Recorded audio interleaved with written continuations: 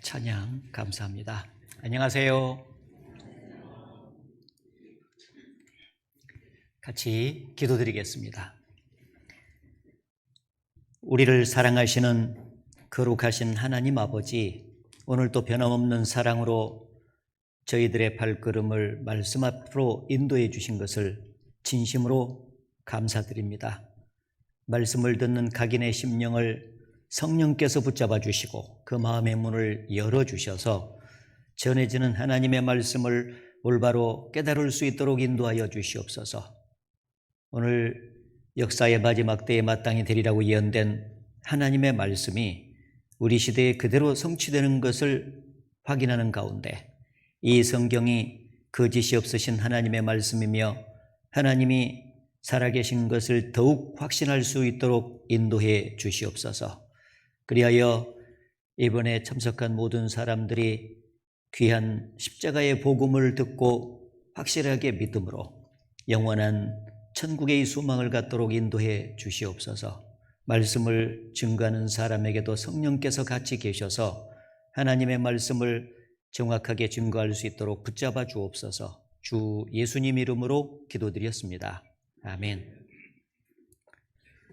구약성경 신명기 4장 말씀입니다. 신명기 4장 30절 말씀.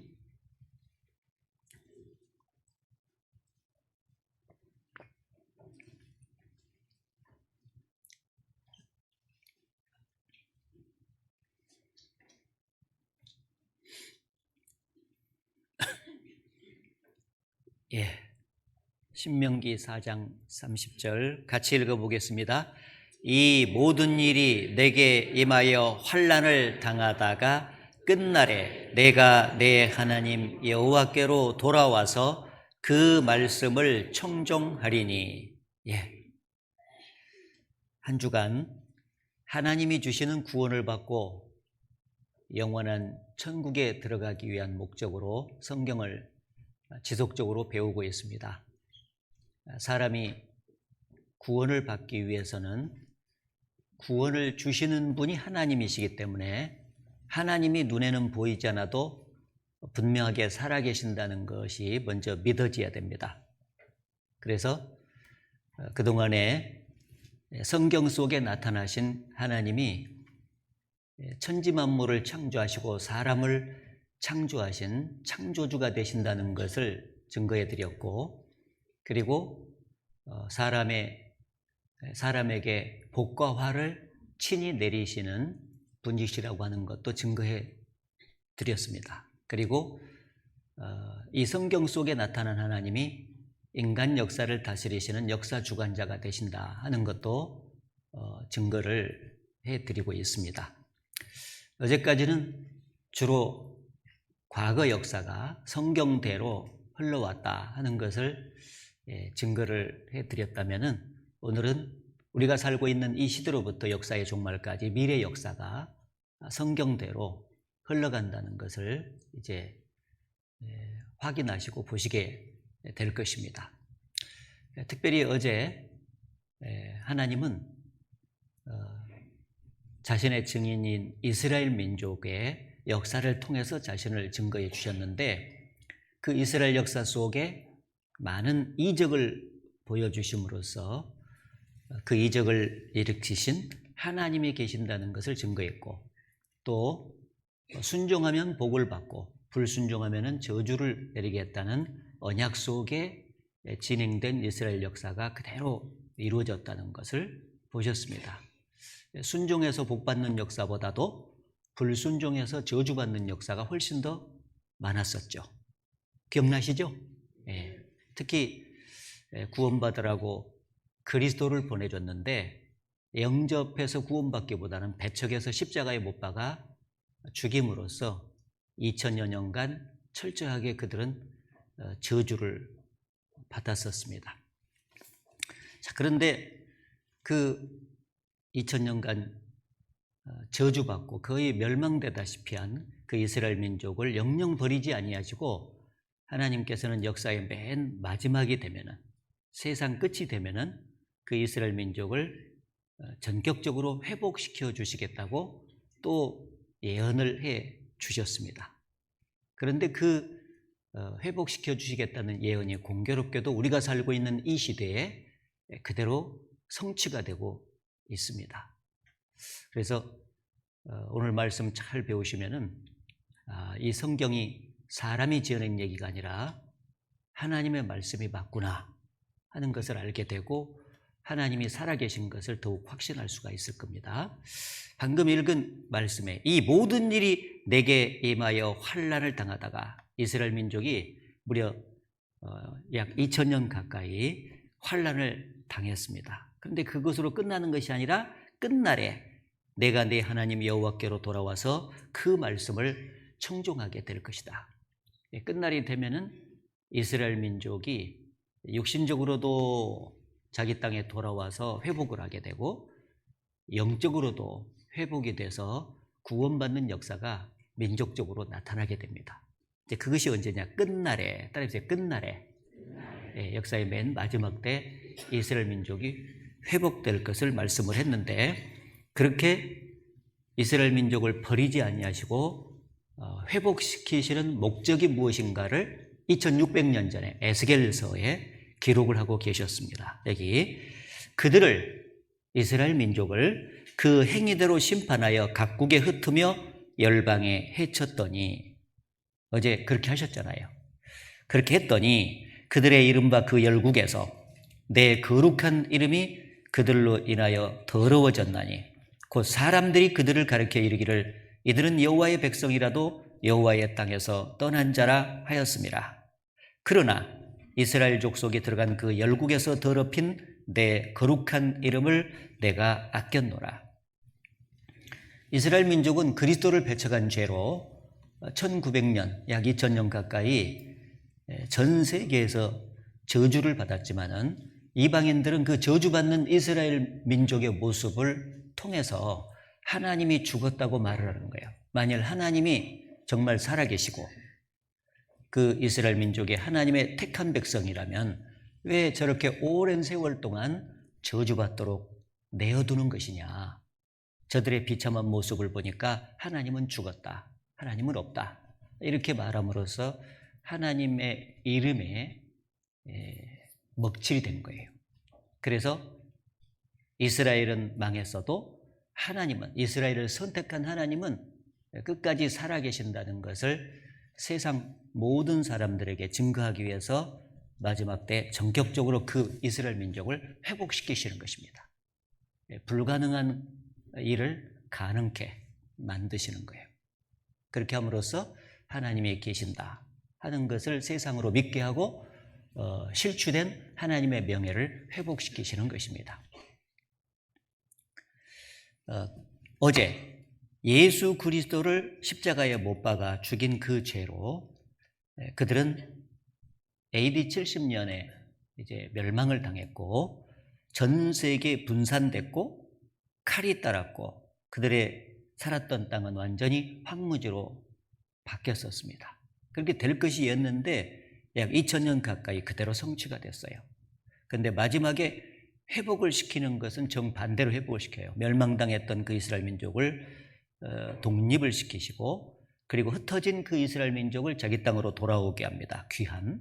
그리고 너무나도 약해졌던 이스라엘 민족을 강대한 국가로 만들어주고 황무지가 됐던 그 땅을 완전히 에덴 동산처럼 만들어주시겠다고 말씀하셨습니다.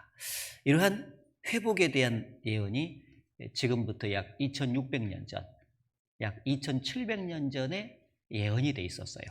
그런데 그 예언이 문자 그대로 우리 시대에 성취가 되는 거예요.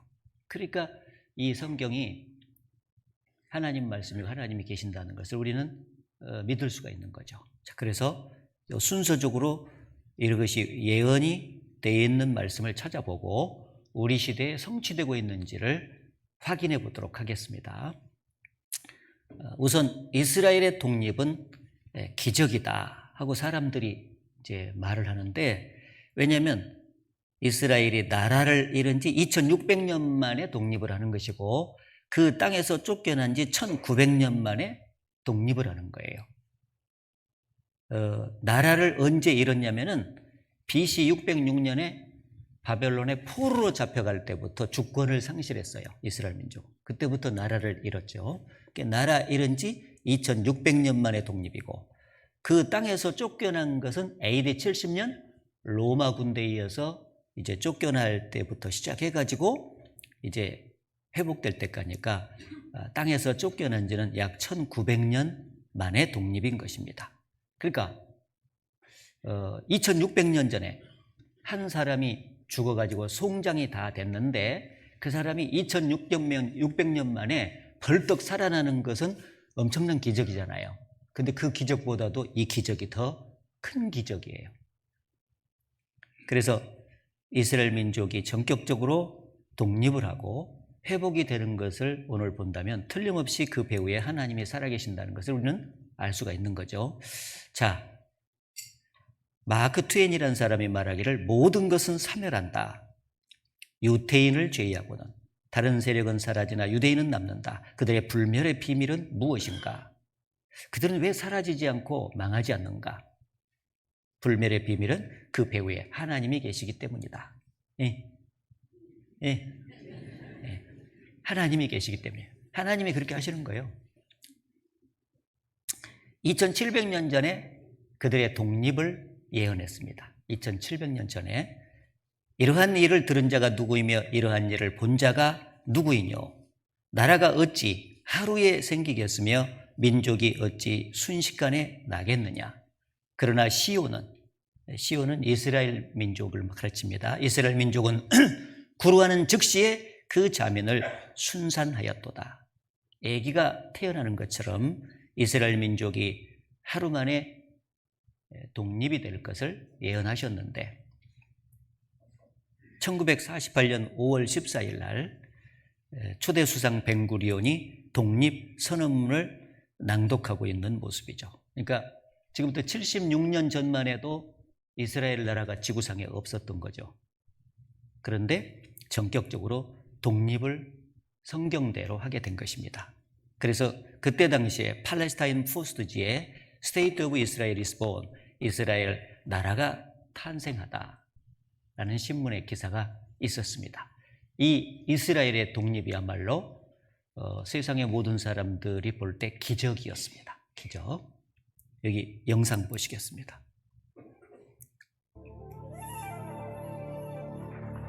AD 70년 로마에 의해 멸망당한 뒤 지구상에서 사라졌던 나라.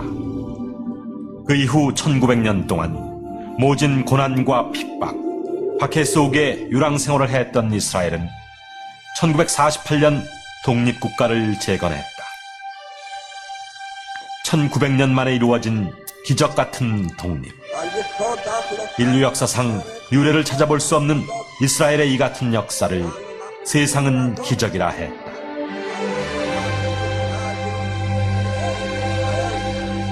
과연 무엇이 이스라엘의 독립을 가능케 했던 것일까?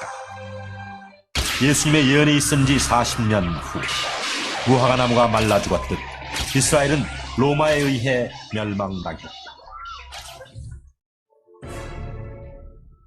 당시 이스라엘의 멸망을 똑똑히 지켜보았던 유대 역사가 요세푸스는 그날의 참상을 이렇게 전하고 있다. 성에서 외출하는 길이 단절되면서 기근이 더욱 심해졌다. 안전의 희망은 끊어졌고 집마다 가족마다 배고픔을 참지 못해 사람을 먹는 끔찍한 일이 발생했다.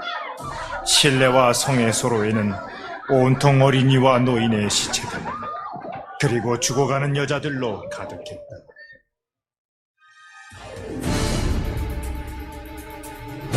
예수님의 예언에 따라 멸망된 이스라엘.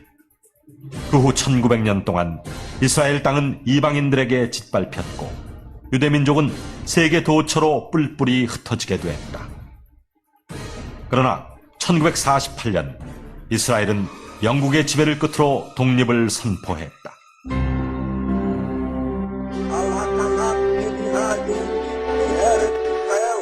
전 세계에 뿔뿔이 흩어져 살던 민족이 1900년 만에 잃었던 나라를 다시 찾은 것이다. 종교인이건 비종교인이건 간에 이스라엘의 독립은 기적이다 얘기를 합니다. 세계 역사상에 한 나라가 망해서 없어졌다가 2000년 만에 조국을 광복한 예가 없습니다. 수많은 사람들은 이스라엘의 독립을 기적이라 했다. 예. 기적이라고 말하는 이스라엘 독립이 실제 성경의 예언대로 성취가 됐습니다. 그 배후에 하나님이 계신다는 증거죠. 자, 독립이 된 이후에 전 세계에 흩어졌던 이스라엘 민족이 자기 땅으로 돌아가게 된다. 한 사람도 이방 땅에 남기지 않고 다 돌아갈 것이다 하는 예언이 2600년 전에 있었는데 우리 시대에 그것이 지금 성취되고 있습니다. 계속 이스라엘 땅으로 돌아가고 있죠. 신명기 성경에 보면 3500년 전 말씀인데 너의 쫓겨간 자들이 하늘가에 있을지라도 내 하나님 여호와께서 거기서 너를 모으실 것이며 거기서부터 너를 이끄실 것이라. 내 하나님 여호와께서 너를 내 열조가 얻은 땅으로 돌아오게 하사, 가나안 땅을 말하죠. 너로 다시 그것을 얻게 하실 것이며 여호와께서 또 내게 선을 행하사 너로 내 열조보다 더 번성케 하실 것이며, 또 2600년 전 에스겔 선지자를 통해서도 말씀하시기를 전에는 내가 그들로 사로잡혀 열국에 이르게 하였거니와 후에는 내가 그들을 모아 고토로 돌아오게 하고, 역시 가나안 땅이죠. 그 한 사람도 이방에 남기지 아니하리니 그들이 나를 여호와 자기들의 하나님인 줄 알리라. 한 사람도 남기지 않을 겁니다. 성경대로 하나님은 하신다면 하시는 분이시니까. AD 70년 로마 군대에 의해서 전 세계에 흩어졌죠. 무려 134개국에 흩어졌다고 통계가 나와 있습니다. 그런데 역사의 마지막 때는 정반대로 이스라엘 땅으로 이제 모아들이죠. 1948년 이후 각 대륙별로 흩어져 있던 유대인들이 돌아온 숫자를 이제 기록한 겁니다. 이사야 성경에는 세상 중앙에 있는 이스라엘 민족을 중심으로 이제 방향 표시까지 해서 동서남북 사방에서 돌아온다 하고 예언했는데, 두려워 말라 내가 너와 함께하여 내 자손을 동방에서부터 오게 하며 서방에서부터 너를 모을 것이며 내가 북방에게 이를 놓으라 남방에게 이르기를 구려하지 말라. 내 아들을 원방에서 이끌며 내 딸들을 땅끝에서 오게 하라. 동서남북 사방에서. 세상 중앙에 이스라엘이 있는데 동방은 아시아 쪽이고 서방은 유럽 쪽입니다. 그러니까 동방, 아시아와 유럽 쪽에 흩어져 있던 유대인들이 마지막 때에 이스라엘 땅으로 돌아가는 것은 좀 어려운 게 아닌 것 같아요. 왜냐하면 표현이 굉장히 보돌보돌하니 써졌어요. 여기 보면 오게 하며 모을 것이며, 오게 하며 모을 것이며, 방해하는 세력이 없다는 거예요. 그런데 북방과 남방을 향해서는 대단히 싸납게 써졌어요. 북방에 이르기를 놔라, 남방에 이르기를 구려하지 마라.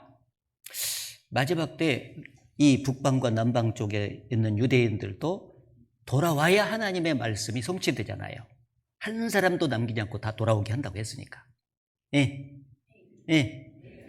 자, 그런데 붙잡고 있는 세력이 있다는 것을 하나님이 벌써 아시는 거예요. 그래서 2700년 전에 이사야를 통해서 북방에 쭉 올라가면 러시아, 구소련입니다. 놔라. 남방은 아프리카 쪽인데 다른 나라의 유대인들이 돌아가는 것을 붙잡는 나라는 없어요. 그런데 딱 정남방에 이디오피아가 붙잡고 있었거든요. 그래서 놔라, 구려하지 말라 하고 명령하셨기 때문에 이대로 성취가 돼야 돼요. 성취가 지금 되고 있죠. 71년도만 해도 박해 속의 소련 유대인 320만 명 귀양 염원. 돌아가고는 싶지만 못 돌아가고 있어. 그러니까 북방에 이르기를 놔라 하신 하나님의 명령이 성취가 안 됐던 거죠. 그런데 1985년도 신문에 보니까 소련 유태인 40만 명 출국 허용, 프랑스가 비행기편을 제공했다. 북방에 이르기를 놔라 하신 말씀이 성취됐죠. 유태인 40만 명, 당시 비행기 740대 분량의 유대인이 전격적으로 이스라엘로 귀환을 하게 된 것입니다. 비행기 740대면 어마어마하지 않았습니까? 그리고 그 이후 1990년도에도 소련의 개방 정책을 틈타서 소련의 유태인이 본국으로 대이동을 했다. 그래서 90년도 당시 우리나라 국민일보에 보니까 소련계 유태인 탈출은 현대판 출애굽과 같다. 하루에 1,800명씩 이스라엘에 귀환됨으로써 구약 예언이 현실로 이루어졌다. 여러분, 예언이 현실로 이루어지는 것을 성취라 그래, 성취. 예언이 현실로 이루어졌다. 예언이 성취되는 것을 여러분이 이스라엘 역사를 통해서 지금 확인하고 계세요. 그러면 이 성경이 사람이 지어낸 얘기는 아니지. 하나님의 말씀이고 하나님이 그 배후에서 역사하고 계시니까 그대로 회복이 되고 있는 것이다. 그 말이에요. 북방에 이르기를 놔라. 놔라잉. 예 하고 지금 놔주고 있잖아요. 하나님의 역사라니까. 그리고 남방에 구려하지 말라 했는데 남방 이디오피아. 흑인 유태인 3,000년 만에 귀향. 그래서 이스라엘로 이주를 했다. 이제 비행기까지 개조해가지고 1차, 2차 공수작전을 끝내고 3차 계속해서 지금 돌아오고 있습니다. 그리고 다른 나라에서도 계속 돌아오는데 2005년도 신문에 보니까 이스라엘 실종 종족 인도서 찾았다. 7천여 명 최근 이스라엘 귀환길 열려. 이스라엘 정부는 전 세계에 있는 자기 동족인 유대인들이 돌아온다고 하잖아요. 그러면은 적극적으로 도와주는 그 부서가 따로 있죠. 전 세계적으로 반 이스라엘 정서가 확산되고 있는 것도 유대인들이 자기 땅으로 적극적으로 돌아가게 만드는 계기가 되는 거예요. 그래서 유럽에서 반 이스라엘 시위가 확산됨으로써 유태인 신 엑소더스 대탈출이 이루어지고 있다. 이스라엘로. 네타냐후 총리가 전 세계 유대인들에 대해서 세상 사람들이 반감을 갖고 있다 보니까 이스라엘로 돌아와라 라는 메시지도 됐죠. 살기 무섭다. 작년 프랑스대 유태인 5천여 명이 이스라엘로 이주를 했다. 우크라이나 러시아 유대인들도 이스라엘로 이주 급증 그랬죠. 그래서 우크라이나에 20만 명이 살고 있었는데 그 러시아가 이스라엘을 공격하는 그런 과정 속에서 22년 3월 6일 날 우크라이나 유대인 첫 비행기로 알리아, 이스라엘로 이민을 하는 것을 알리아라고 하는데 돌아갔다 하는 기사가 실렸죠. 계속 돌아가고 있습니다. 유대인의 이스라엘 귀환은 하나님의 뜻이다. 이스라엘에 유대인이 몰려든다. 코로나 상황 속에서도 변함없이 코로나19도 유대인들이 이스라엘로 돌아오는 것을 막지는 못했습니다.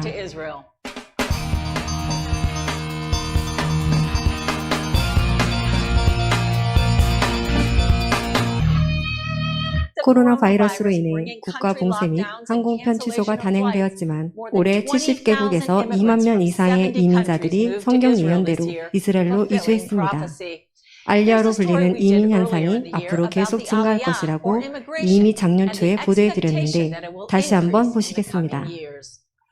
올림이라 불리는 이민자들을 환영하는 축제는 열지 못하고 있지만 사람들이 계속해서 입국하는 모습을 사진으로 보실 수 있습니다. 이스라엘로 향하는 알리아는 멈추지 않습니다. 코로나 바이러스 가운데서도 멈추지 않고 있습니다. 우리는 72년 동안 유대인이 이스라엘로 돌아오도록 돕고 있습니다. 네, 이런 일이 정부에서도 적극적으로 지금 돌아오는 것을 계속 도와주고 있지 않습니까? 한 사람도 이방에 남기지 않고 다 돌아갈 것이다 라는 예언은 반드시 성취가 될 것입니다. 우리는 그 진행 과정을 보고 있는 것입니다. 그리고 돌아와서 황무지가 됐던 땅을 에덴 동산처럼 옥토로 갈아엎어 주실 것을 약속했는데 에스겔 36장 역시 2600년 전 예언입니다. 그러나 너희 이스라엘 산들아 너희는 가지를 내고 내 백성 이스라엘을 위하여 과실을 맺으리니 그들의 올 때가 가까이 이르렀음이니라. 내가 돌이켜 너희와 함께하리니 사람이 너희를 갈고 심을 것이며 내가 또 사람을 너희 위에 많게 하리니 이들은 이스라엘 온 족속이라. 그들로 성읍들에 거하게 하며 빈 땅에 건축하게 하리라. 전에는 지나가는 자의 눈에 황무하게 보이던 그 황무한 땅이 무려 1900년 가까이 황무지가 돼 있었잖아요. 그 땅이 장차 기경이 될지라. 기경이 갈아엎어진다 그 말이에요. 사람이 이르기를 이 땅이 황무하더니 이제는 에덴 동산같이 되었고 황량하고 적막하고 무너진 성읍들의 성벽과 거민이 있다 하리니 너희 사면에 남은 이방 사람이 나 여호와가 무너진 곳을 건축하며 황무한 자리에 심은 줄을 알리라. 나 여호와가 말하였으니 이루리라. 2600년 전에 땅의 회복을 말씀하시고 이루어진 것은 우리가 살고 있는 이 시대에 지금 정확히 이루어지고 있습니다. 우리는 이미 회복된 땅의 모습을 확인하실 수가 있습니다. 1921년도니까 48년도에 독립했으니까 그 전이잖아요. 그 전에도 일부 유대인들이 자기 땅에 와가지고 이렇게 천막을 치면서 정착을 하면서 개간을 해보려고 노력을 하고 있는데 이때만 해도 아주 비참하잖아요. 한번 보십시오. 이런 땅이 어떻게 다 개간이 될 수 있단 말이냐 그런 생각이 들죠. 그런데 그 황무지를 읽어서 적과 꿀의 땅으로 이스라엘이 바꿨다. 그렇죠. 그래서 현재 똑같은 땅의 모습인데 사진을 찍은 것 같아요. 지금 이런 땅이 현재는 이렇게 바뀌었습니다. 이렇게 전부 다 이렇게 바뀌었어요. 이렇게 완전히 황무지였던 사막과 같은 땅이 이제는 에덴 동산처럼 이렇게 바뀌어 있는 것입니다. 이스라엘 땅이 개간이 되려면은요, 이스라엘 땅을 파고 들어가서는 물이 안 나와요. 우리나라 땅은 이제 웬만큼 파면은 물이 솟아나지 않습니까? 그래서 그 물로 개간을 할 수 있는데 이스라엘 땅은 땅을 파고 들어가서는 물이 없어요. 그래서 땅이 개간이 되려면은 이 갈릴리 호수에 물이 차야 되는 거예요. 그래서 그 물을 끌어올려 가지고 스프링쿨러로 뿌려서 전 국토를 개간할 수가 있는데 독립하기 이전만 해도 이 갈릴리 호수가 거의 늪지대로 이렇게 박혀 있었대요. 이게 물이 많이 없었다는 거죠. 그런데 독립한 즈음에 반네아스 그 폭포가 터져 나가면서요, 헐몬산 밑에 있는 그게 막 쭉 물이 흐르면서 이 갈릴리 호수에 물이 넉넉하게 찬 거예요. 99년 성지순례 갔을 때 갈릴리 호수라고 말하기는 참 어렵더라고. 바다더라고, 바다. 엄청나게 물이 많아요. 그래서 여기서부터 전 국토에 송수관을 매설해 가지고요, 스프링쿨러를 이렇게 뿌리면서 개간을 해가지고 지금은 정말 아름다운 에덴 동산처럼 되어 있습니다.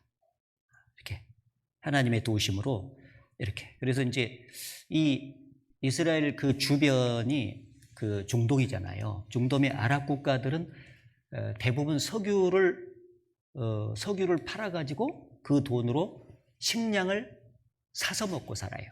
왜냐하면 사막이 많기 때문에. 그런데 이 이스라엘 땅도 원래는 사막이었거든요. 그런데 지금은 완전히 바뀌어가지고 이스라엘은 농산물을 생산해가지고 자급자족할 뿐 아니라 농산물의 약 70% 가까이를 수출하면서 하니까 얼마나 이 땅이 비옥하고 아름답게 바뀌었나 하는 것을 알 수가 있는 것이죠. 세계 꽃 수출 국가로 1등이에요. 그 사막에서 어떻게 이렇게 아름다운 꽃이 이렇게 생산이 될 수가 있었을까? 사람으로서는 참 불가능한데 이렇게 꽃이 아름답게 피었고 과일들은 말도 못해. 땅이 과실을 맺으리니 그들의 올 때가 가까이 이르렀음이니라. 이스라엘이 회복이 되는 과정 속에 땅이 완전히 바뀌어서 과일들이 생산되는데 말도 못해. 뭐 이런 거 하나 정도면은 오늘 저녁에 간식으로 다 먹을 수 있겠죠? 예. 막 주저리 열렸지 않습니까? 예. 보십시오. 딸기도 어마어마해요. 이렇게 초대형 딸기. 이거 보니까 갑자기 군침이 도네요. 예. 그리고 빈 땅에 건축되리라 하신 말씀처럼 이렇게 건축이 돼서 아름다운 이스라엘의 관광 도시로 변해 있습니다. 그러니까 성지순례를 여러분들이 이제 앞으로 기회가 돼서 가보시면은 틀림없이 황무했던 땅이 에덴 동산처럼 아름답게 바뀌어 있다 하는 것을 확인하실 수가 있을 것입니다. 그 배후에 하나님이 계시죠. 예언하시고 그렇게 성취할 수 있도록 이스라엘 역사를 움직여 가시는 분이 하나님이시거든요. 그리고 여기 보시면 이제 이쪽이 이집트 땅이고 이스라엘인데 색깔이 벌써 다르지 않습니까? 옛날에 이스라엘도 색깔이 이랬었어요. 그런데 완전히 이렇게 바뀌었습니다. 그 야코브라고 하는 사람이 있는데 그 야코브라고 하는 사람이 이스라엘 2세인데 러시아에서 이민을 온 사람이에요. 처음에 와가지고 이게 이제 땅을 개간을 하려고 하는데 옆에 사람들이 도저히 불가능하다. 이 땅을 개간한다는 것은. 근데 계속해서 개간을 했는데 어디서 토양을 싣고 와서 뿌린 것도 아닌데 땅이 스스로 부활하는 것을 자기는 확인했다고. 와, 이 땅이 스스로 부활하는 걸 보니까 진짜 하나님이 이스라엘 속에 일하시는 것이 보인다고. 그리고 간증을 하는 내용이 있는데 잠깐 보여드리겠습니다. 하지만 2000년 동안 이 땅은 사막이었습니다. 이런 땅에서 뭔가 기르는 것은 불가능했습니다. 사실 많은 사람이 시도했지만 성공하지 못했습니다. 저는 러시아에서 태어났고 3살 때 이스라엘에 왔습니다. 포도원을 시작했을 때가 기억납니다. 모든 것이 돌이었고 포도를 심기 위해 돌에 구멍을 뚫어야 했습니다. 모두 말했습니다. 이건 안 될 거야. 아무것도 잘하지 않을 거야.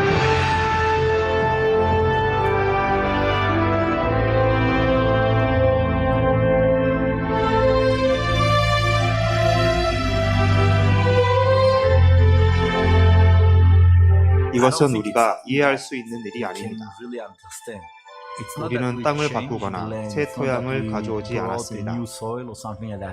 죽은 사람이 살아난 것처럼 땅이 스스로 회복했죠.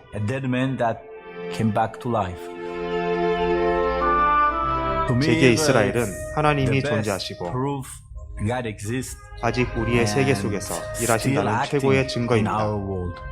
더 나은 증거는 찾을 수 없을 것입니다. 네, 이제 황무지를 에덴 동산처럼 바꿔주겠다는 그 예언이 성취됐습니다.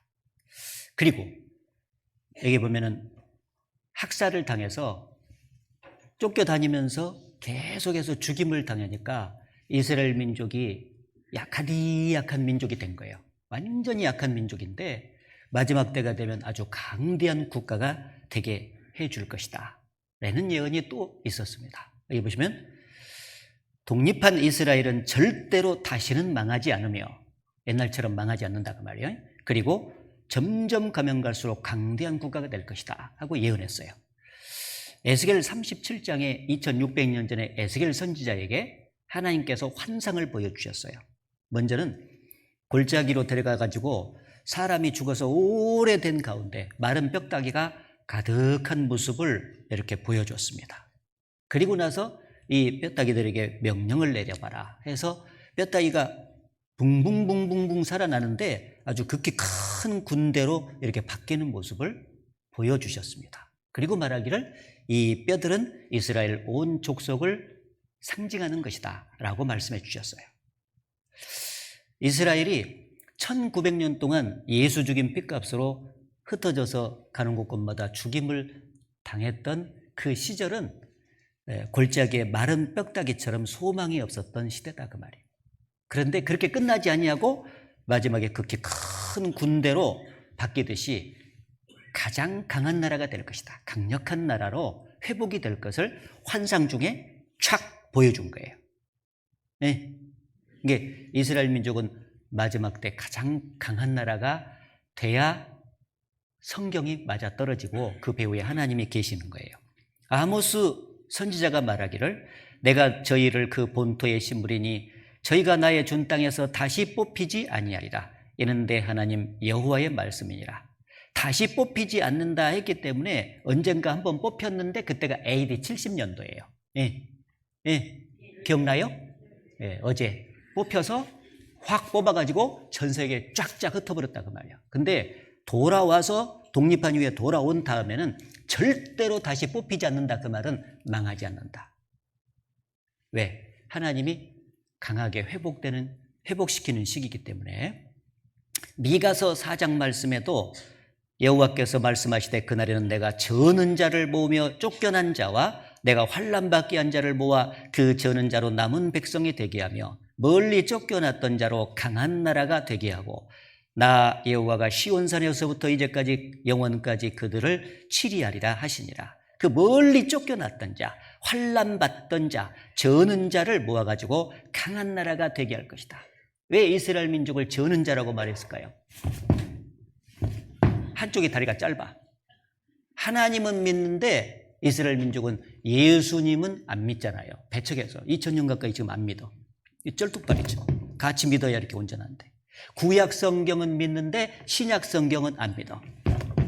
쩔뚝발이지. 그 이스라엘 민족이 마지막 시대에 강한 나라가 될 것이다. 2700년 전에 이사야를 통해서 말씀하시기로 그 작은 자가 천을 이루겠고 그 약한 자가 강국을 이룰 것이라. 때가 되면 나 여호와가 속히 이루리라. 지금 2000년 전에 2600년 700년 전에 예언했거든요. 근데 때가 되면 이룬다고 했는데 지금 때가 된 거예요. 독립한 이후 지금 76년 동안에 이스라엘은 세계에서 최강이 되어 있습니다. 군사적으로도 아주 강국이 됐는데 여호수아 성경에 너희 중 한 사람이 1000명을 쫓으리니 이는 너희 하나님 여호와 그가 너희에게 말씀하신 것 같이 너희를 위하여 싸우심이라. 역사의 마지막에 특히 하나님이 그동안 이스라엘을 선택해서 도와주셨지만 전쟁에서 도와주셨거든요.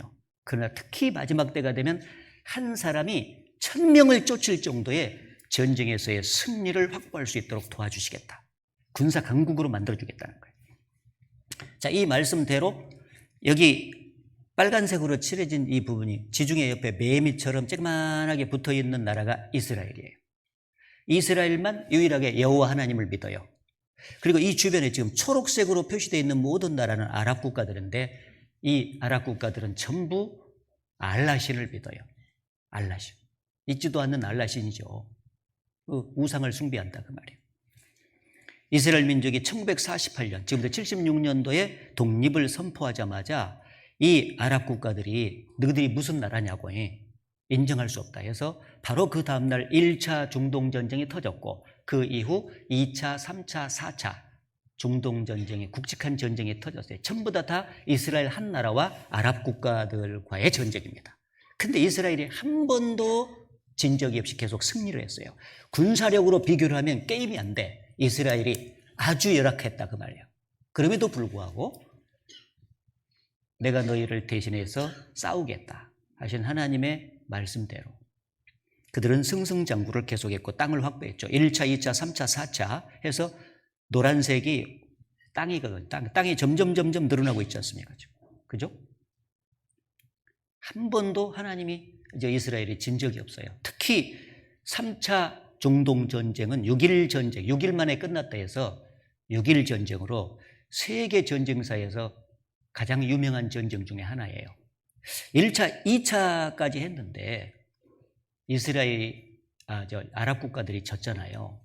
그래서 아랍 국가의 당시 맹주 역할을 했던 나라가 이집트였는데 나세리 대통령이 맹주 역할을 했어요.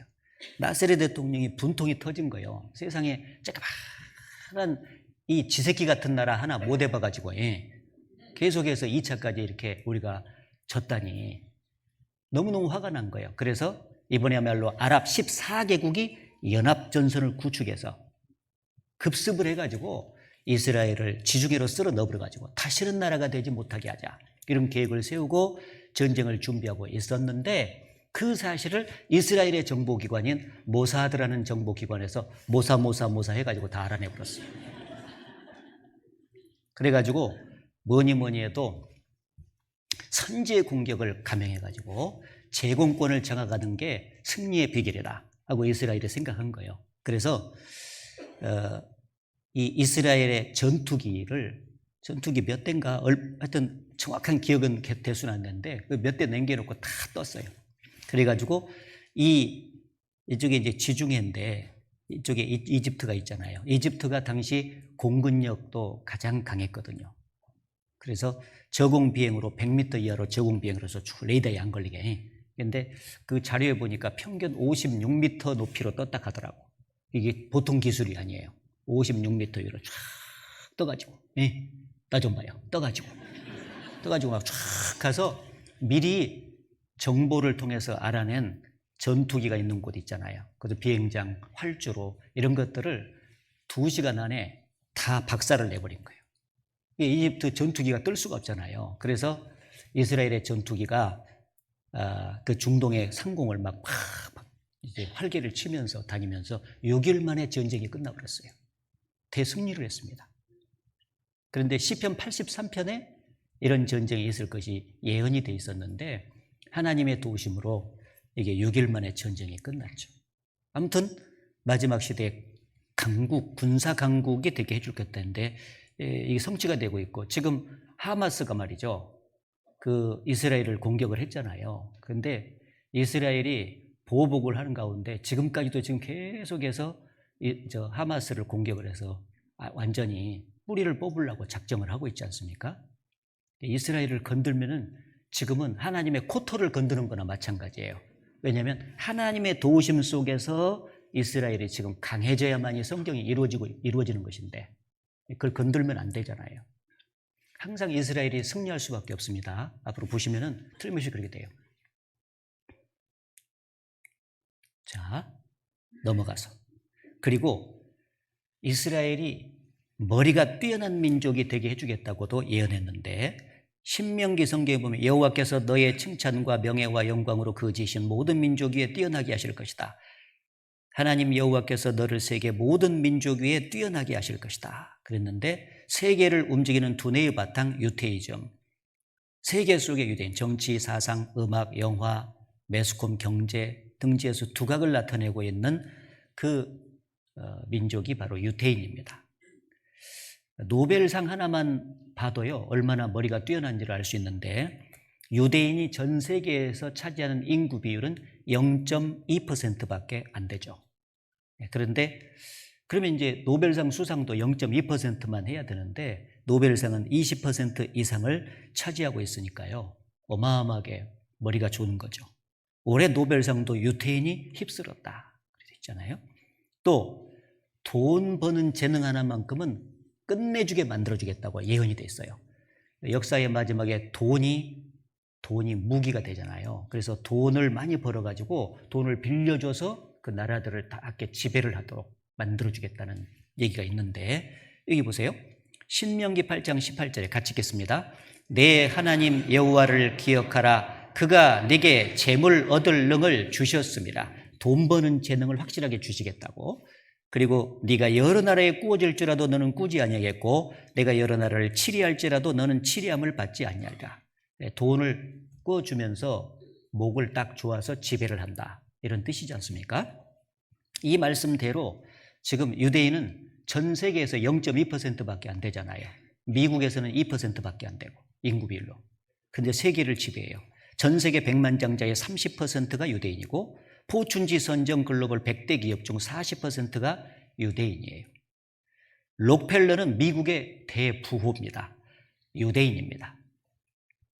그리고 세계의 돈을 움켜쥐는 로스차일드는 유럽의 대부호입니다. 유대인입니다. 세계 금융계 황금 권력 로스차일드. 이 사람이 유명한 부호잖아요. 전 세계를 돈으로 지배하고 있죠. 국제 금융을 주무르는 보이지 않는 손이 있는데 바로 유태인입니다. 미국의 금융을 지배하는 투자은행의 유태인 소유, 골드만삭스, 모건 스탠리, JP 모건, 뱅크 오브 아메리카. 투자은행을 어지간 유대인이 소유를 하고 있습니다. 그리고 놀랍게도 유대인 자본이 경제의 심장인 월가를 장악하고 있다. 국제 세계 금융시장이 월가를 중심으로 한 금융시장, 아시아의 시장, 유럽의 시장 이렇게 세 군데가 있는데 가장 큰 곳이 미국의 월가를 중심으로 한 금융시장이에요. 근데 이 금융시장의 돈을 상당 부분을 유대인 자본가들이 장악하고 있어요. 계속 돈이 굴러가니까 스노우볼 효과를 나타내가지고요. 엄청나게 돈이 부풀어 나는데 유대인에게로 돈이 쏟아져 들어와. 그래서 세계 경제와 금융을 장악한 유대인 자본, 국가의 부는 이들의 수중으로 급속히 유입되고 있다. 독수리가 세상의 돈을 거머쥐고 탁 비상하는 모습, 이게 유대인의 모습이에요. 돈 버는 재능을 주시겠다고 약속했는데 정말 엄청나게 돈을 벌었어요. 이스라엘이 지구촌 돈을 싹쓸이하고 있다. 성경대로 됐죠? 그리고 이 돈을 가지고 미국에는 2%밖에 안 되는데 미국의 행정부를 장악하고 있고 그 미국을 뒤집어 쓰고 또 세계를 딱 장악을 하고 있잖아요. 유대계 자본가들이. 여기 보세요. 정치 대국이요 이제는. 돈줄 진 유대인이 미국 정치를 주물럭주물럭 하고 있다. 무소불위 이스라엘 로비 워싱턴서 유태인에게 밑보이면 못 살아남아. 그러니까 미국 대통령은 바뀌어도 유대인은 영원하다는 말이 있다. 보면은 에이펙이라는 유대인의 로비 단체가 있는데 유대계 자본가들이죠. 그래서 2%의 그 유대 로비 단체가 미국의 대외 정책을 좌우하고 있잖아요. 대통령 선거, 그다음에 국회의원 선거, 이런 선거 뒤에서 자금을 쭉 대주는 사람들이 유대인이기 때문에 사람들은 돈 대준 사람 앞에 꼼짝 못 하잖아요. 2%의 유대인이 미국을 쥐락펴락하고 있다. 1800만 명의 유대인이 세계를 쥐락펴가고 있다. 오늘은 주로 쥐었다 폈다가 많이 나오네. 다윗의 별은 유대인을 가르치죠. 유대인이 세계를 지배하고 있다. 막강한 자본력으로 선진국의 정치와 경제와 언론계를 장악하고 있다. 유태영 씨가 나와서 강연을 했는데, 유대민족이 나라를 세웠는데 그 나라 이름을 이스라엘이라고 한다고. 그럼 이스라엘은 많이 알려져 있잖아요. 그러면서 그 민족을 보니까 세상에 우리에게 지금 많이 알려졌지만은 몇 가지만은 들어서 다시 얘기를 한번 해본다면요. 공부, 여러분들 되게 어머니들 또 아빠들 계시는데 자녀들 교육시키는데 관심 많잖아요. 예. 근데 공부 잘하기로 말하면 이 사람들이 세계 으뜸이다 그래요. 근데 어째서 으뜸이냐 그랬더니 노벨상을 받은 사람 전체 수요의 26%가 유대민족이래요. 미국에 가면은 미국의 대학들이 전부 한 6,000개가 있어요.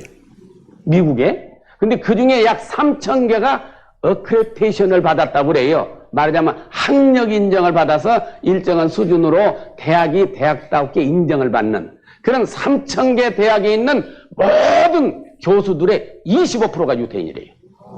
그리고 거기 뭐 대학원 원장이다, 총장이다, 학장이다, 학교 회장이다, 이름 낸 사람들은 다 유대인이다. 이렇게 자랑을 할 만큼 공부 잘하기로 유명한 민족이다 그 말이에요. 또 두 번째, 돈을 잘 벌기로 말하면 세상에 유대인을 따라갈 도리가 없어요. 세계적으로 돈 많은 사람은 거의 다 유대인이에요. 미국에 여러분 다녀오신 분 계셔서 아시겠습니다만은 큰 빌딩, 큰 은행, 큰 백화점 거의 90%가 유대인이에요. 어떻게 하면 그 돈을 잘 버냐 이게요. 예. 세계 곡물시장 유대인들이 꽉 쥐고 있어요. 우리 쌀을 판다, 산다, 밀가루를 산다, 옥수 산다. 이건 유대인 통하지 않고는 살고 파지를 못 오도록 100% 쥐고 있어요. 또 무기시장 미사일을 산다, 무엇을 판다, 비행기를 산다. 이것도 유대인들이 꽉 쥐고 있어요. 허리우드에, LA 저자 허리우드에 갔더니 세계 필름, 영화 필름 보고 모든 거 유대인들이 꽉 쥐고 있어요. 상대가 있기 때문에 어떻게 잘못 말하면 상대방한테 좀 신뢰되는 말 같지만은 그동안에 전쟁을 얼마나 많이 했어요. 독립전쟁, 6.1전쟁, 10월 전쟁, 레바논 전쟁만 했다 하면은 이기는 게 유대인이에요. 그렇다고 해서 인구가 많냐? 이스라엘 안에 사는 유대인이 지금 얼마냐면요. 약 430만 명. 우리 서울시 인구가 1200만 명이에요. 그러니까 어디 영등포만은 그 인구예요, 말하자면 이게. 그런데 세계적으로 각광을 받고 있잖아요, 이게. 예.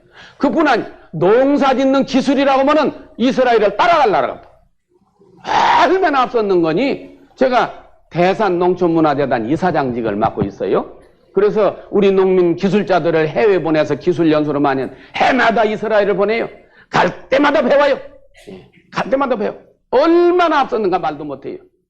그러면 어떻게 그 민족이, 조그마한 민족이 공부도 잘하고 돈도 잘 벌고 전쟁도 잘하고 농사도 잘 짓고 단결심도 강하고 애국심도 강하고 어떻게 그렇게 됐느냐? 어떻게 그렇게 됐느냐? 성경에 답이 있죠? 예, 그 배후에 누가 계셔요? 하나님이 그렇게 하신 것입니다. 자, 그래서 독립, 귀한, 강국, 옥토가 되게 해주겠다는 그 예언의 말씀대로 현재 성취되고 있는 모습을 확인했습니다. 자, 이스라엘 회복을 통한 하나님이 우리에게 주시는 교훈 두 가지를 말씀드리겠습니다. 정확하게 받아야 돼요. 교훈은 받아야 돼요. 첫째는 성경이 사실이며 하나님이 살아계신다. 왜? 성경에 이스라엘 민족에 대해서 예언하신 대로 성취가 되고 있기 때문에. 겉에는 이스라엘 민족의 역사가 흘러가는데 속에는 하나님이 움직이시는 역사예요. 예언을 성취시키면서 움직이는 역사. 제가 저기 마산에서 첫 번째 목회를 할 때 당항포라는 해수욕장을 어느 날 가본 적이 있는데 해수욕장 백사장에 엄청나게 그 고동들이 막 빠르게 달리고 있더라고. 너무너무 많더라고. 그래서 고동이 발 달려서 저렇게도 잘 달리는가 하고는 가서 까봤더니 그 속에 조그마한 개가 뒤집어 쓰고 있는 거예요. 겉으로는 고동이 가지만 속에는 무엇이 간다고? 개가 가는 거예요. 개가 움직이니까 고동이 움직이는 것처럼 보이는 것입니다. 알았습니까? 예. 그 이스라엘을 선택하신 하나님이 예언을 이스라엘 민족의 역사 속에서 같이 계시면서 예언을 성취해가면서 꿈틀꿈틀하고 이렇게 가시는 거예요. 그게 겉모습의 이스라엘 역사입니다. 그러니까 이스라엘 역사를 보면 하나님이 보인다. 그 말이에요. 예. 대답도 안 하시네. 그렇죠? 예. 이스라엘 회복된 거 보니까 하나님 계시죠? 예. 그리고 또 하나 교훈은 예수님 재림과 세상 끝이 가깝다 하는 것을 알 수가 있어요. 왜냐하면 예수님이 재림하시는 때와 세상 끝이 같은 시기라고 성경은 말씀했고 그 바로 직전에 이스라엘 민족이 회복될 것이 예언돼 있었거든요. 우리는 지금 회복되는 걸 보잖아요. 그러니까 세상 끝과 주님의 재림이 가까운 시기에 우리가 살고 있구나 하는 것을 확신할 수가 있다는 거예요. 자, 여기 보시면은 마태복음 24장 2000년 전에 예수께서 예언하셨습니다. 같이 읽겠습니다. 무화과 나무의 비유를 배우라. 그 가지가 연하여지고 잎사귀를 내면 여름이 가까운 줄을 아나니 이와 같이 너희도 이 모든 일을 보거든 인자가 가까이 곧 문 앞에 이른 줄을 알라. 이스라엘을 상징하는 나무가 성경에 보면 크게 세 가지 나무가 나와요. 그 다음에 이제 올리브 나무가 있고 무화과 나무가 있고 그 다음에 포도나무가 있고. 그래서 여기 무화과 나무의 비유를 배우라 그 말은 이스라엘 민족의 역사를 통해서 배우라 그 말이에요. 가지가 연하여지고 잎사귀를 내면 여름이 가까운 줄을 안다 그랬죠. 예, 무화과 나무가요 겨울이 되면 앙상한 가지만 남아 있어요. 그거 볼 때는 소망이 없이 보이잖아요. 그런데 봄이 되고 여름이 되면서 무화과 나무에서 싹이 나고 이파리가 나고 줄기가 나고 열매를 맺히잖아요. 그처럼 이스라엘 민족이 1900년 동안 저주받았을 때는 무화과 나무로 말하면 겨울이에요. 앙상한 가지만 남아있어요. 그런데 역사의 마지막 때가 되면은 봄과 여름으로 가면서 이렇게 회복이 되는 것처럼 무화과 나무가 이스라엘 민족이 전격적으로 회복이 된다. 그 얘기예요. 아주 강대한 나라가 된다. 그것을 보거든 인자는 예수님이요. 예수님이 재림이 가깝다는 것을 알아라. 2000년 전에 첫 번째 오신 예수님은 십자가에 죽으시고 부활하심으로써 인간을 구원하기 위해서 오셨고 그리고 마지막 때에 두 번째 오신 예수님은 구원받은 사람들을 데려가시고 이 땅을 심판하기 위해서 오시거든요. 근데 그 재림이 가깝다는 거예요.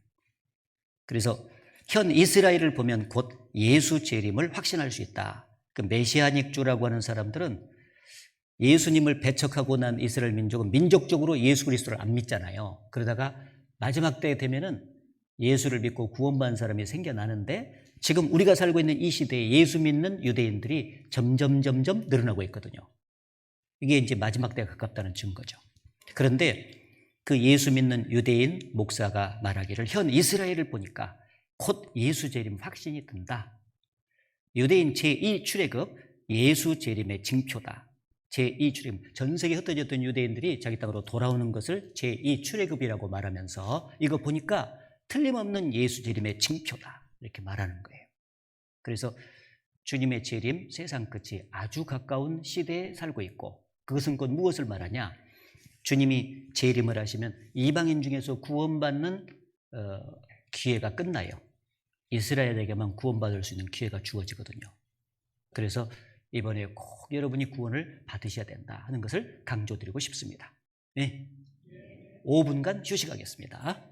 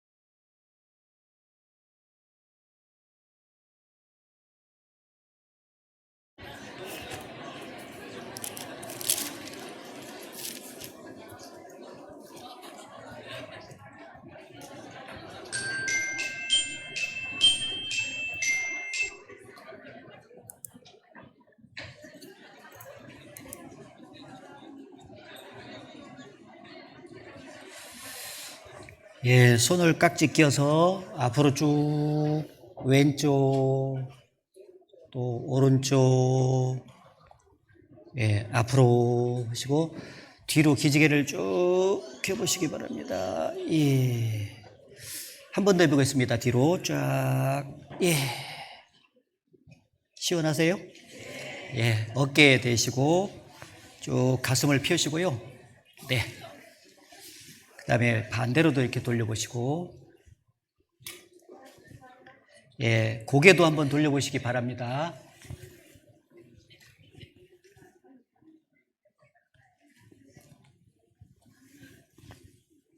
예. 자, 집중을 위해서 박수를 쳐보겠습니다. 박수 3번 시작. 5번 어떻게 치는 줄 아시죠? 예, 5번 시작. 네, 아주 훌륭하십니다. 예, 제가 전국을 이렇게 다니면서 말씀을 전하지만은 의정부 교회처럼 말씀 잘 들으시는 분들은 세상에 없어요.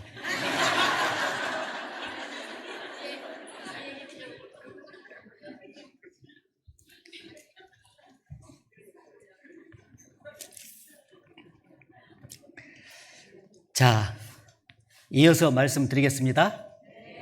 자, 성경에 나타난 인류 역사의 시대 구분에 대해서 잠깐 정리를 해드리고 넘어가겠습니다. 성경에 인류 역사가 이렇게 이런 시대 이런 시대로 이렇게 흘러갈 것이다 하고 나와 있어요. 그걸 요약을 해드린 거예요. 인류의 조상인 아담부터 시작해서 이스라엘 민족의 조상인 아브라함까지 이 시대를 양심시대라 이렇게 읽었습니다. 따라서 양심시대. 예, 양심을 통해서 하나님을 찾아보라고 기회를 줘본 시대다. 그래서 양심시대. 그리고 아브라함부터 시작해서 2000년 전에 오신 예수 그리스도까지 이 시대를 선민시대 또는 율법시대라고 말합니다. 한 민족을 선택해서 자기를 증거했던 시대, 또 율법 앞에서 자신을 발견하고 하나님께로 돌아오라고 기회를 줬던 시대에서 선민시대, 율법시대라고 말합니다.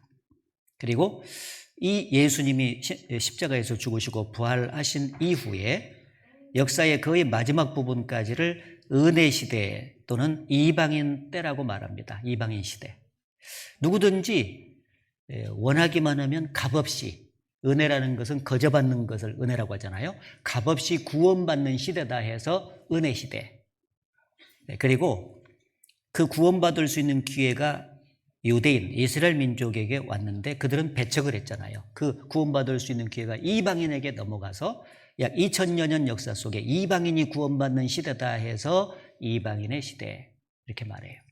우리가 지금 이방인에 속하잖아요. 그런데 이 이방이 구원받는 은혜 시대도 마냥 계속되는 것이 아니라 어느 날 끝이 와요. 그래서 끝이 다 보면 주님이 공중에 재림하셔서 구원받은 사람들을 데려가셔요. 이걸 휴거라 이렇게 말합니다. 왜 데려가시냐면 이 다음에 7년 환란이라는 특별한 기간이 찾아와요. 이거는 하나님의 은혜를 끝까지 거역하고 구원을 받지 않은 사람들을 지상에서 심판하시는 기간이에요. 그걸 7년 환란이라고. 그래서 구원받은 성도는 이 7년 환란에 들어가면 안 되잖아요. 그래서 변화시켜서 데려가시는 것입니다. 이 7년 환란 끝에 핵전쟁이 일어나요. 노아 시대 때는 물로 세상을 심판했지만 역사의 마지막은 불로 세상을 심판한다고 경고하셨는데 그 인간이 만든 핵무기가 터져서 불바다가 되는 거죠. 그래서 이 지구가 초토화가 돼요. 완전히. 예수님께서 이 7년 환란 끝부분에 성도들과 함께 지상에 재림을 하시면서 이 지구를, 완전히 초토화된 지구를 여기 아담과 하와가 살았던 에덴 동산처럼 재창조하세요. 현재 지구를 재창조하세요. 그래서 여기서 천년 왕국이라는 특별한 기간을 거쳐요. 그리고 천년 왕국 끝부분에 이 우리가 살고 있는 지구를 완전히 없애버리고 그때부터 영원한 천국과 영원한 지옥이 이제 계속해서 영원히 이어지게 됩니다. 그래서 이것이 하나님이 보시는 역사의 시대 구분인데 우리는 지금 어느 시대에 살고 있는가? 바로 여기 7년 환란 직전, 공중재림 직전, 은혜 시대 끝부분에 살고 있는 것이 틀림이 없습니다. 마지막 부분이죠. 예, 현재 환경, 지구의 환경을 가지고 사는 것은 이 7년 환란 끝부분까지니까요. 사실상의 역사의 마지막 부분을 우리가 살고 있다고 말할 수 있죠. 자, 그럼 그걸 어떻게 알 수 있는가? 2000년 전에 예수께서 공중재림 직전에 징조를 말씀을 해주셨거든요. 징조. 그러니까 그 징조가 우리 시대에 다 나타나고 있기 때문에 확신할 수 있는 거예요. 확인해 보면 아니까. 마지막 시대의 징조. 마태복음 24장에 보면은 예수님이 감람산에 앉아 계셨을 때 제자들이 질문을 해요. 2000년 전 사건입니다.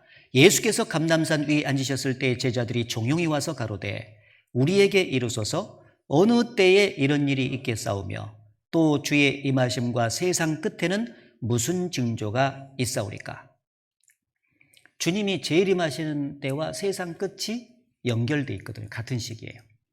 그때는 무슨 징조가 있습니까? 제자들이 궁금해서 물어봤어요. 징조라고 하는 것은 어떤 사건이 터지기 전에 조짐이 보이는 것을 징조라고 말해요. 아침에 딱 일어났는데 동력 하늘에 불구스레한 기운이 보여요. 조금 있으면 해가 떠요.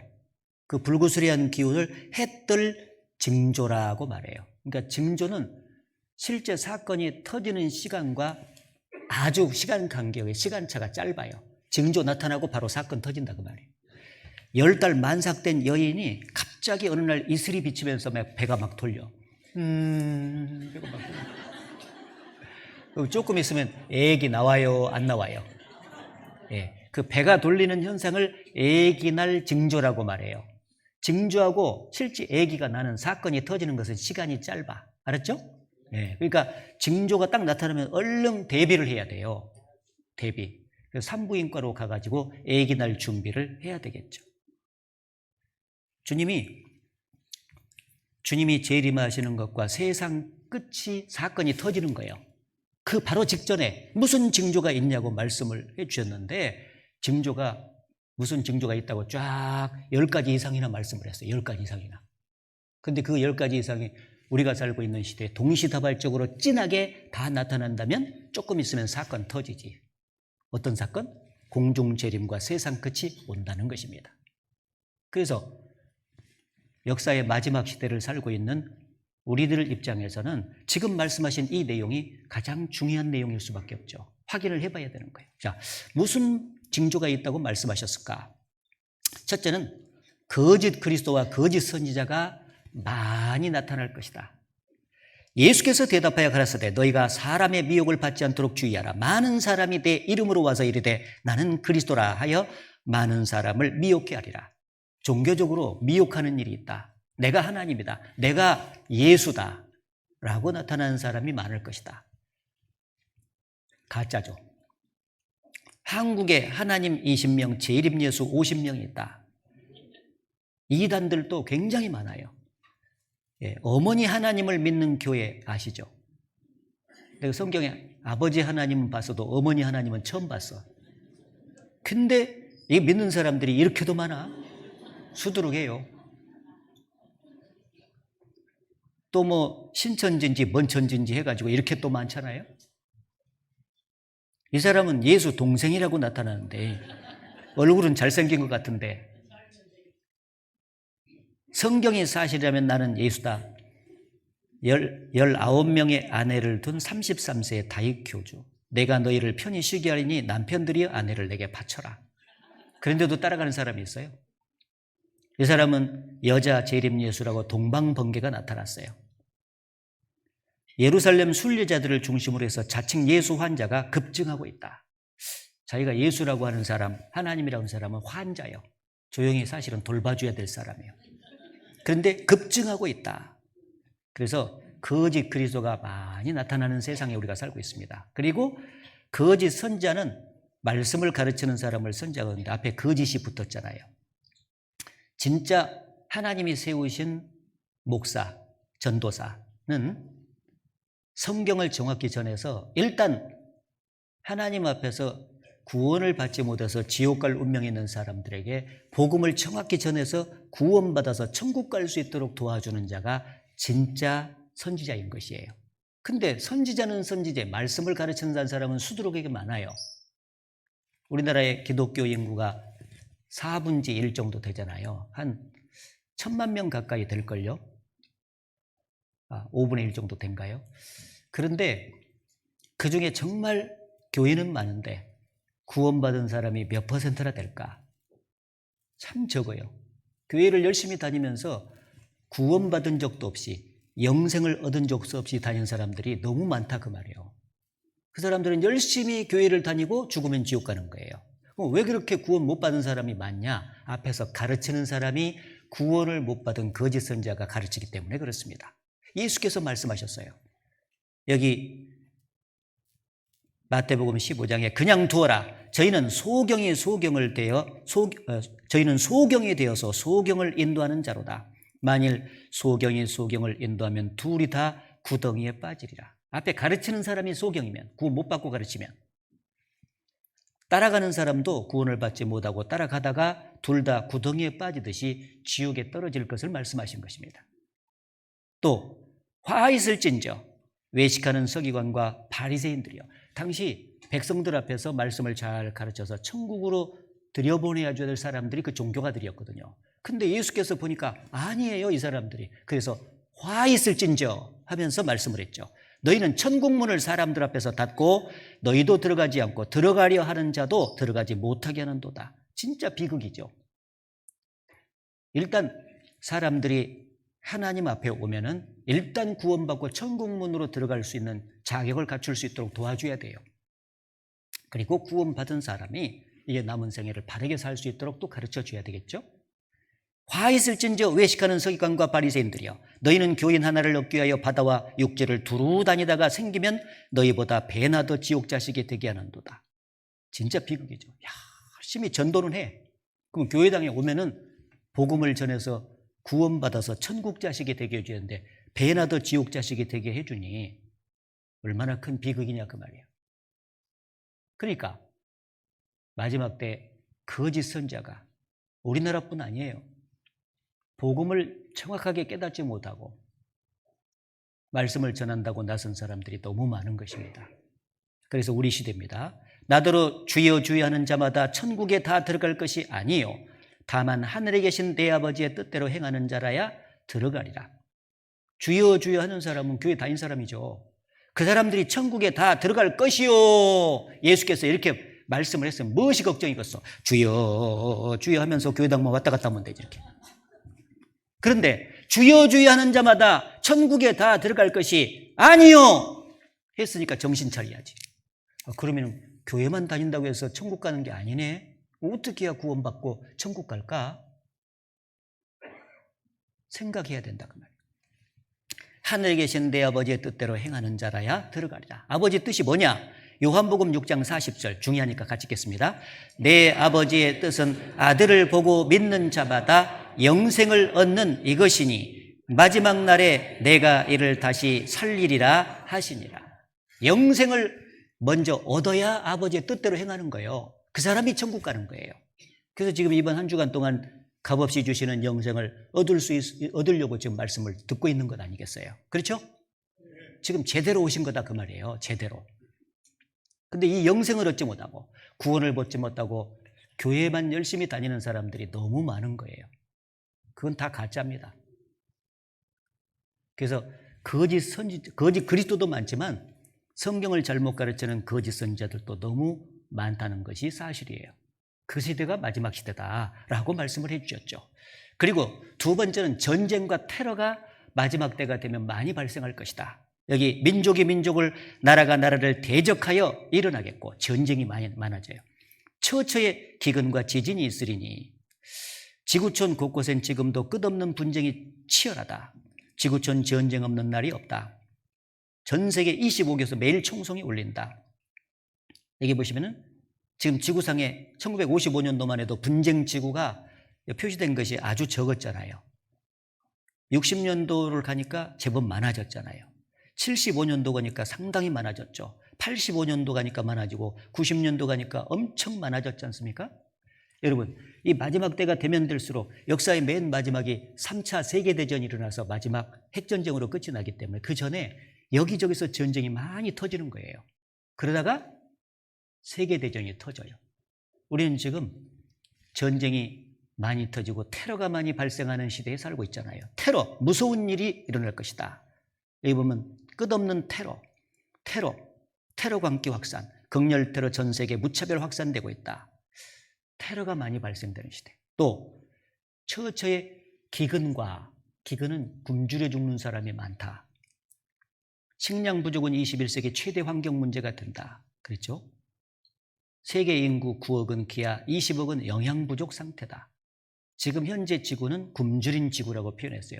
식량 생산이 점점 줄고 있고 비축량도 줄고 있어요. 근데 인구는 기하급수적으로 증가하고 있어요. 우리나라는 인구가 자꾸 줄죠. 그러나 전 세계적으로는 인구가 자꾸 늘어나요. 그러니까 그만큼 배가 고플 수밖에 없죠.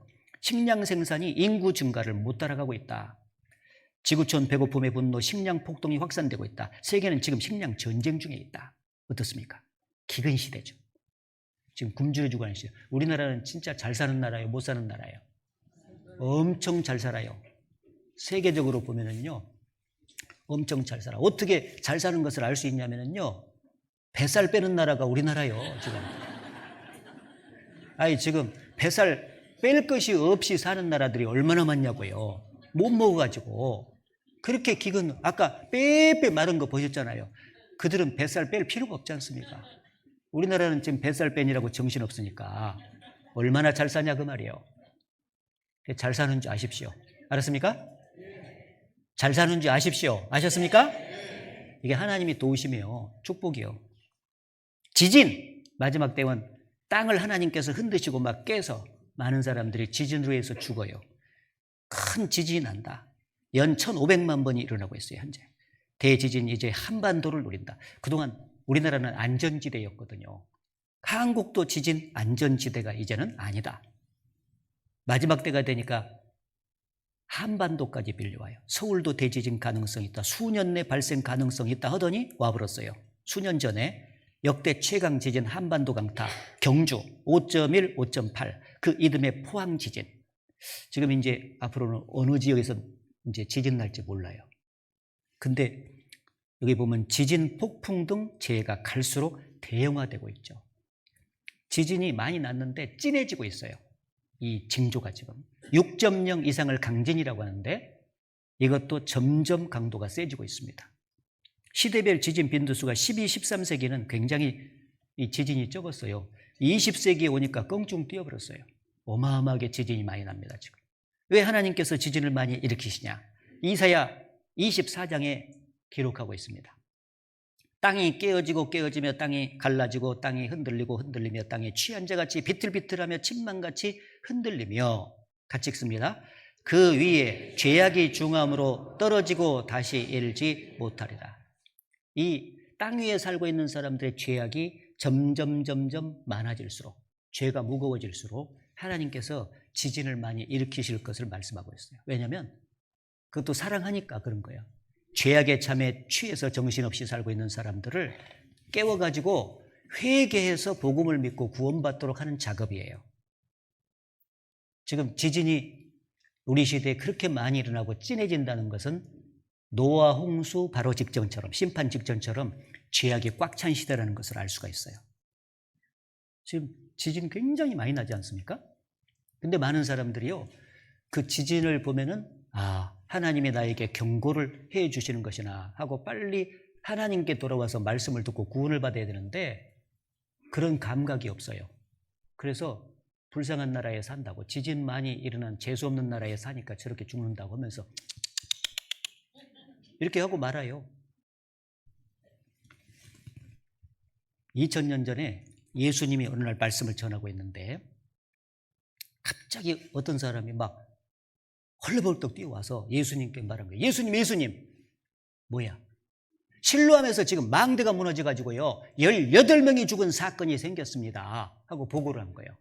이 사람 생각은 지금 말씀 전할 때가 아니라 빨리 가서 그 사람들 좀 살려주세요 하는 의미겠죠? 근데 예수께서 그 보고를 받고 뭐라고 말씀하셨어요? 예루살렘에서 망대가 무너져가지고 18명이 죽은 사건을 나도 안다 그거예요. 예수님 안 가봐도 알거든. 하나님이시니까. 근데 그들이 그 망대가 무너져서 죽은 그 사람들이 여기 앉아있는 너희들보다 특별히 죄가 더 많아서 죽은 줄 아느냐? 아니라 너희도 회개치 아니하면 그와 같이 망하리라. 따라해보세요. 너희도 회개치 않으면 그와 같이 망하리라. 네, 그들은 망대가 무너져서 육신이 죽었지만은 너희들은 회개치 않고 회개하고 복음을 믿어야 구원받거든. 회개하고 복음을 믿어서 구원을 받지 않으면 이제 지옥에서 영원히 형벌을 받게 될 것이다. 그러니 갑작스런 사고에서 육신이 죽은 것만 가가지고 허둥대지 말라는 거예요. 그러한 사건은 자연계에서 일어나는 모든 갑작스런 사건으로 인한 인명 피해는 바로 살아있는 우리들에 대한 경고다. 가장 확실한 경고는 나도 회개치 않으면 하나님께 돌아가서 구원받지 않으면 이제는 지옥에서 저렇게 멸망을 당하는 것이구나. 그걸 깨달으라고 주신 거예요. 지진 앞으로 재난 이런 거 볼 때 꼭 경고라고 하는 것을 잊지 마시기 바랍니다. 아셨죠? 지진, 그 다음에 원역, 세계적인 전염병을 원역이라고 해요. 원역. 처처에 지진과 기근과 원역이 있겠고 그렇지 않습니까? 지구촌 전염병 기승을 부리고 있다. 바이러스 공습, 신종 첨단 전염병 지구촌 날뛴다. 전염병이 세계화되고 있다. 마지막 치료제마저 안 듣는다. 그래서 2000년 이후 주요 바이러스 전염병 유행 사례 근데 점점 세계적으로 확산이 되고 있어요. 사스, 신종플루, 에볼라, 메르스, 코로나19 바이러스. 32, 129, 4개국, 24개국, 214개국 전 세계에 퍼졌습니다. 그리고 감염자가 6억 8천만 명이나 돼요. 이게 작년도 11월 2일 날 통계로 제가 적어놓은 거예요. 그런데 다행히 치사율이 낮아가지고 691만 명만 죽었어요. 치사율이 만약에 높았으면 어마어마하게 많은 사람이 죽었겠죠. 그런데 이 코로나19 바이러스는 앞으로 전염병이 계속될 것에 대한 징조예요. 이것으로 끝나지 않습니다. 왜냐하면 마지막에 징조 중에서 세계적인 전염병이 계속 있을 것을 예언했잖아요. 유럽의 흑사병 발생 당시에 우리나라는 상관없어요. 유럽에만. 근데 코로나19 바이러스는 중국 우한에서 발생이 된 이후에 1개월 지니까 전 세계에 퍼져버렸잖아요. 얼마나 무서워요 이게. 코로나19처럼 동물에서 인간으로 바이러스 전염병이 계속 증가할 것이다. 수십만 개의 바이러스가 지금 기다리고 있다. 코로나19 바이러스는 시작에 불과하다. 앞으로 이게 올 겁니다. 또. 그 전염병이 성경대로 쫙 지금 계속해서 나타나고 있죠. 그리고 마지막 때가 되면 불법이 성함으로 많은 사람의 사랑이 식어지리라. 죄를 불법이라고 했는데 죄가 점점 많아지니까 사랑이 식어져서 인정머리가 손톱만큼도 없는 시대가 돼요. 지금 옛날보다 인정이 더 많아져요. 점점 식어져요. 네, 냉정한 시대가 지금 되고 있습니다. 제가 어렸을 때는 이웃 사촌이라는 말대로 너무 다정스럽게 살았거든요. 지금 냉정한 시대가 되고 있죠. 왜? 사랑이 식어졌다는 증거고 왜 사랑이 식어졌냐? 인간 속에 죄가 많아지기 때문에 그래요. 항상 하나님은 사랑하시기 때문에 인간이 잘 되기를 바라지만 공의로우신 분이기 때문에 죄가 모가지까지 차면 죄송해요. 모가지까지. 반드시 심판하셔요. 죄를 심판하는 게 공의잖아요. 복음이 온 세상에 전파되면 그제야 끝이 온다. 그런데 첫날 말씀드렸죠. 3,400의 방언으로 전 세계 꽉 찼어요. 그리고 성적 타락과 동성 예언자가 증가하면 마지막 때다. 소돔과 고모라 성을 멸망하기로 정하여 재가 되게 하사 후세에 경건치 아니할 자들에게 본을 삼으셨으니. 창세기에 소돔과 고모라 도시가 나오는데 하나님께서 하늘에서 유황불을 쏟아가지고 완전히 멸망시켜서 잿더미로 만들어버렸어요. 그 기록이 있는데 지금 고고학적인 발굴에 의해서 사해바다 남단에 가면은 소돔과 고모라 멸망됐던 그 도시가 발굴이 돼 있어요. 그러면 엄청난 유황덩이들이 막 많이 있어요. 거기에 보면. 실제 그게 있습니다. 하나님께서 왜 소돔과 고모라 땅을 차마 보지 못하고 하늘에서 유황불을 쏟았냐? 성적인 타락이 말도 못해서 그 도시가 음란한 도시였고요. 더 나아가서 동성연애, 동성결혼자들이 너무너무 많아졌거든요. 그래서 하나님께서 그냥 멸망시켜버린 거예요. 소돔이란 뜻이 동성연애란 뜻을 갖고 있어요. 그래서 동성연애자들이 많아지고 결혼자들이 많아지면은요, 마지막이 가깝다는 거 생각하시면 돼요. 여자끼리 사랑 죄인가요? 하고 묻는 사람들이 있잖아요. 이거 물어봐야 되는 거예요? 예, 남자끼리 여자끼리 연애를 하고 서로 결혼을 해서 사는 것은 하나님의 인륜을, 창조의 법칙을 정면 도전하는 것입니다. 하나님이 남자와 여자로 만드신 목적은 생육하고 번성하여 땅에 충만하라. 남자와 여자가 결혼을 해서 서로 사랑 가운데 결합을 해야 자녀가 생산이 되고 점점점 인류가 번성하는 거예요. 근데 그걸 역행하는 거잖아요. 남자끼리 여자끼리 결합해서 자녀가 생산이 되나요?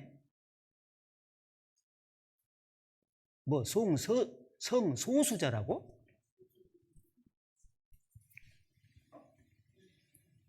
그런데요, 미국 전역에서 어디서나 동성결혼 가능하다. 동성결혼 허용 국가가 35개국으로 늘어. 이게 2015년도니까요. 벌써 10년 전이네. 지금은 점점 늘어가지고요. 우리나라도 지금 동성결혼자들이 말이에요. 동성애자들이 막 자기들을 합법적으로 인정해달라고 난리잖아요. 언제 지금 법적으로 이게 인정해 줄 줄 몰라, 지금. 지금 점점 타락된 소돔과 고모라 시대 못지않아요. 전 세계적으로. 소돔과 고모라와 그 이웃 도시들도 저희와 같은 모양으로 간음을 행하며 다른 색을 따라가다가 영원한 불의 형벌을 받음으로 거울이 되었느니라. 다른 색을 따라갔잖아요. 남남끼리 여자끼리 결합을 하는 게 다른 색이 아니고 뭐예요? 이것은 하나님 앞에서 큰 저주받을 죄가 되는 것인데, 지금 우리 시대에 소돔과 고모라 시대보다 더한 시대예요. 독일에서 짐승과 매출을 하는 업소가 번성하고 있다. 우리 시대죠. 그리고 우리가 살고 있는 결정적인 그 마지막 시대의 징조가 뭐냐? 우리가 살고 있는 이 지구가 환경 오염으로 인해서 낡아져가지고 더 이상 살 수 없을 정도가 돼간다고 그랬어. 마지막 때가 되면. 3000년 전에 시편을 히브리서에서 인용했는데, 여기 말하기를 또 주여 태초에 주께서 땅에 기초를 두셨으며 하늘도 주의 손으로 지으신 바라. 그것들은 멸망할 것이나, 우리가 살고 있는 지구가 멸망될 것을 3000년 전에 예언했죠. 그런데 그 멸망되기 전에 그것들은 다 옷과 같이 낡아지리니 의복처럼 갈아입을 것이요 그것들이 옷과 같이 변할 것이나 주는 여전하여 연대가 다함이 없으리라. 새 옷으로 갈아입기 전에 먼저 입었던 옷은 가장 낡아지죠. 제가 어렸을 때는요, 다 없이 살았거든요. 그래서 양말 하나 새 것으로 얻어 신으려면 명절을 기다려야 돼요. 그때까지 계속 구멍이 나면은 어머니가 양말을 꼬매시는 거예요. 꼬매고 옆에 나면 또 꼬매고 그 자리에 또 오면 또 꼬매고 하니까 새 양말 명절에 얻어 신기 전에 먼저 신었던 양말이 가장 낡아져요. 그러다가 명절에 이제 양말 새로 탁 이제 얻어 신으면요, 그 양말이 너무 좋아가지고 막 자랑하고 댕겨요. 양말에서 쏙.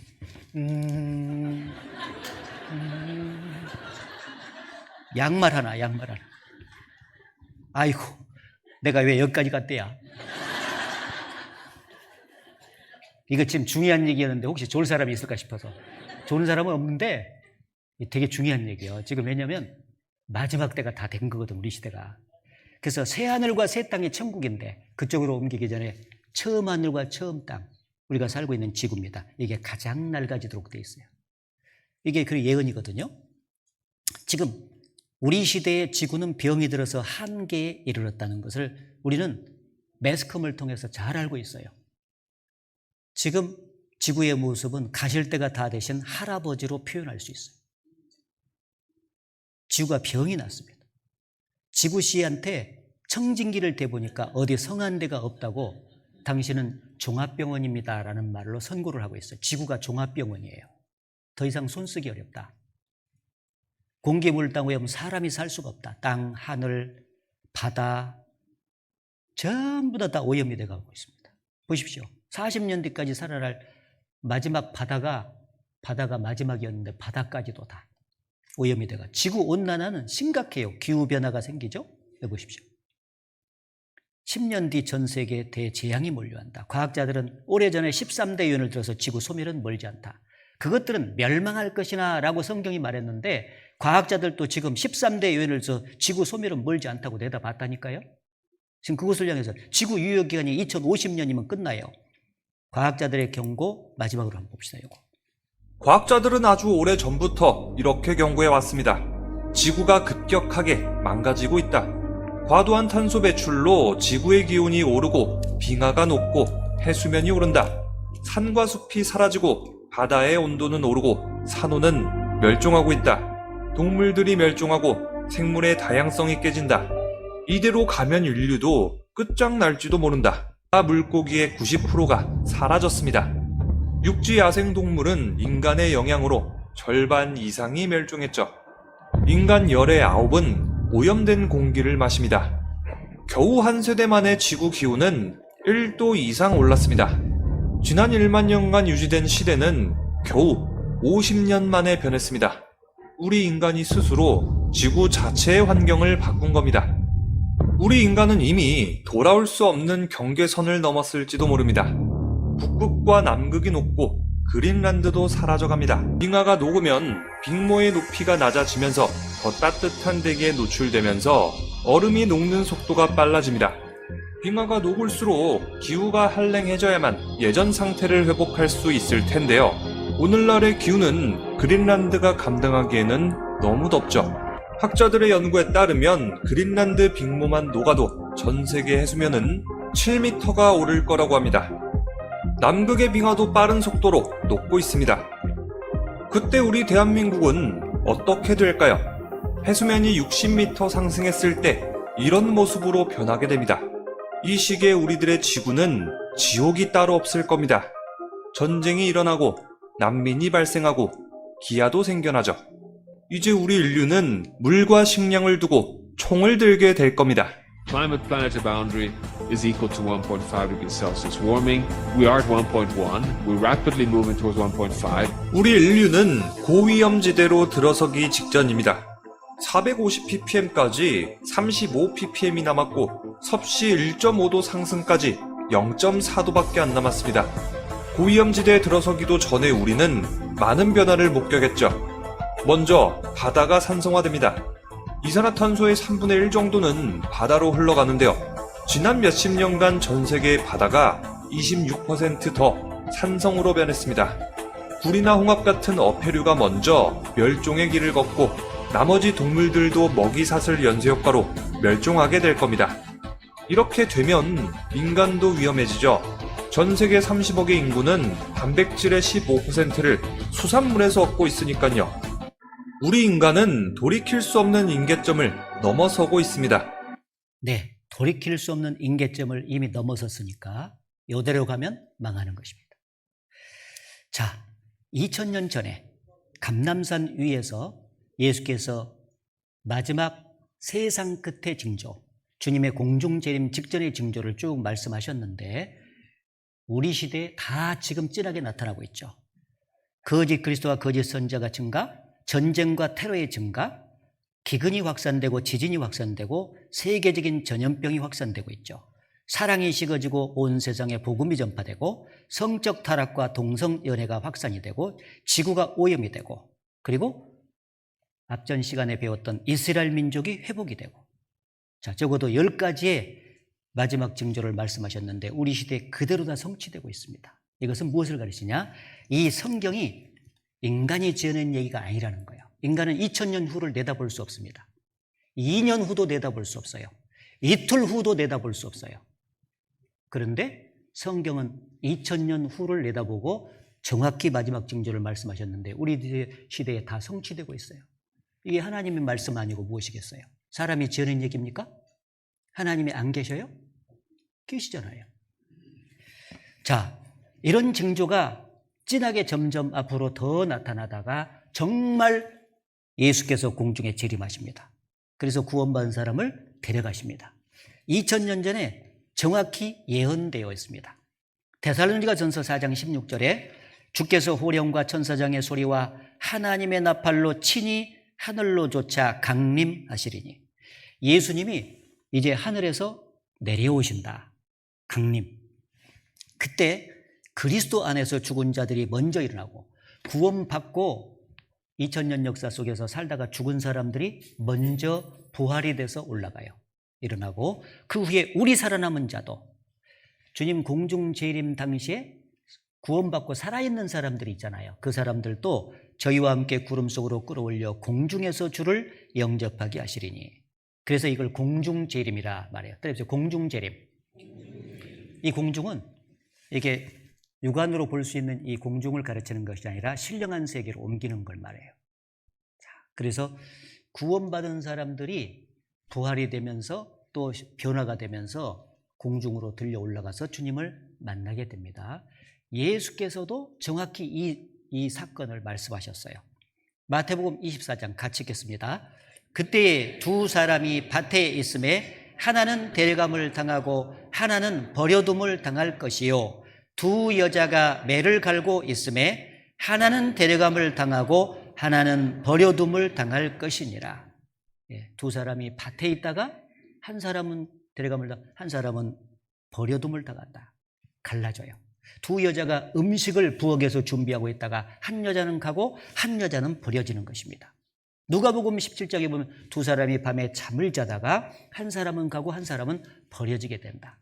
역사상 한 번도 일어난 적이 없는 이 사건이 주님의 공중 재림으로 일어나게 될 것입니다.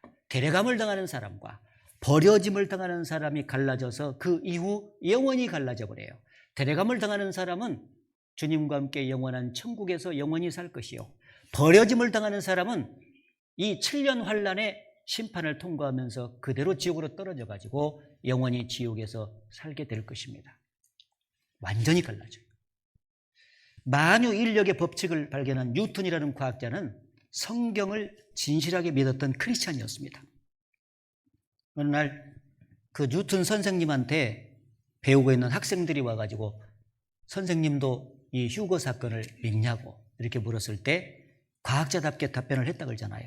모래상자를 갖고 와서 모래를 담고 그 위에 쇳가루를 쭉 뿌리고 나서 자석을 가져와 가지고 그 위에 이렇게 쭉 돌렸습니다. 뭐만 붙었겠어요? 쇳가루만 붙었겠죠. 쇳가루 탁 붙는 이 모습을 보여주면서 앞으로 이렇게 될 것이네 하고 얘기를 해줬대요. 모래하고 쇳가루가 섞여 있을 때는 구분이 잘 안 되지만 일단 자석만 갖다가 딱 대면 모래는 붙어 올라가고 쇳가루는 반대로 쇳가루는 붙어 올라가고 모래는 버려진다. 그러듯이 이 세상에 살고 있는 사람들이 겉모습만 보면은요, 누가 구원받아서 들려 올라갈 사람인지 알기가 참 어렵죠. 그러나 일단 자석과 같은 예수님이 공중의 재림을 딱 하시면 구원받은 그리스도인들만 그대로 쇳가루처럼 쭉 올라가요. 구원받지 못한 사람은 모래처럼 버려지게 되는 거예요. 이런 일이 반드시 있게 될 것이다. 이렇게 한 사람은 가고 한 사람은 남고 보이게끔 했지만은요, 이 땅을 사는 사람, 못 올라가는 사람은요, 사라진 것만 확인할 수 있어요. 눈 깜짝할 사이에 사라져 버리니까요. 교회를 다닌다고 해서 다 들려 올라가는 게 아니라 진짜 거듭난 사람만 올라가요.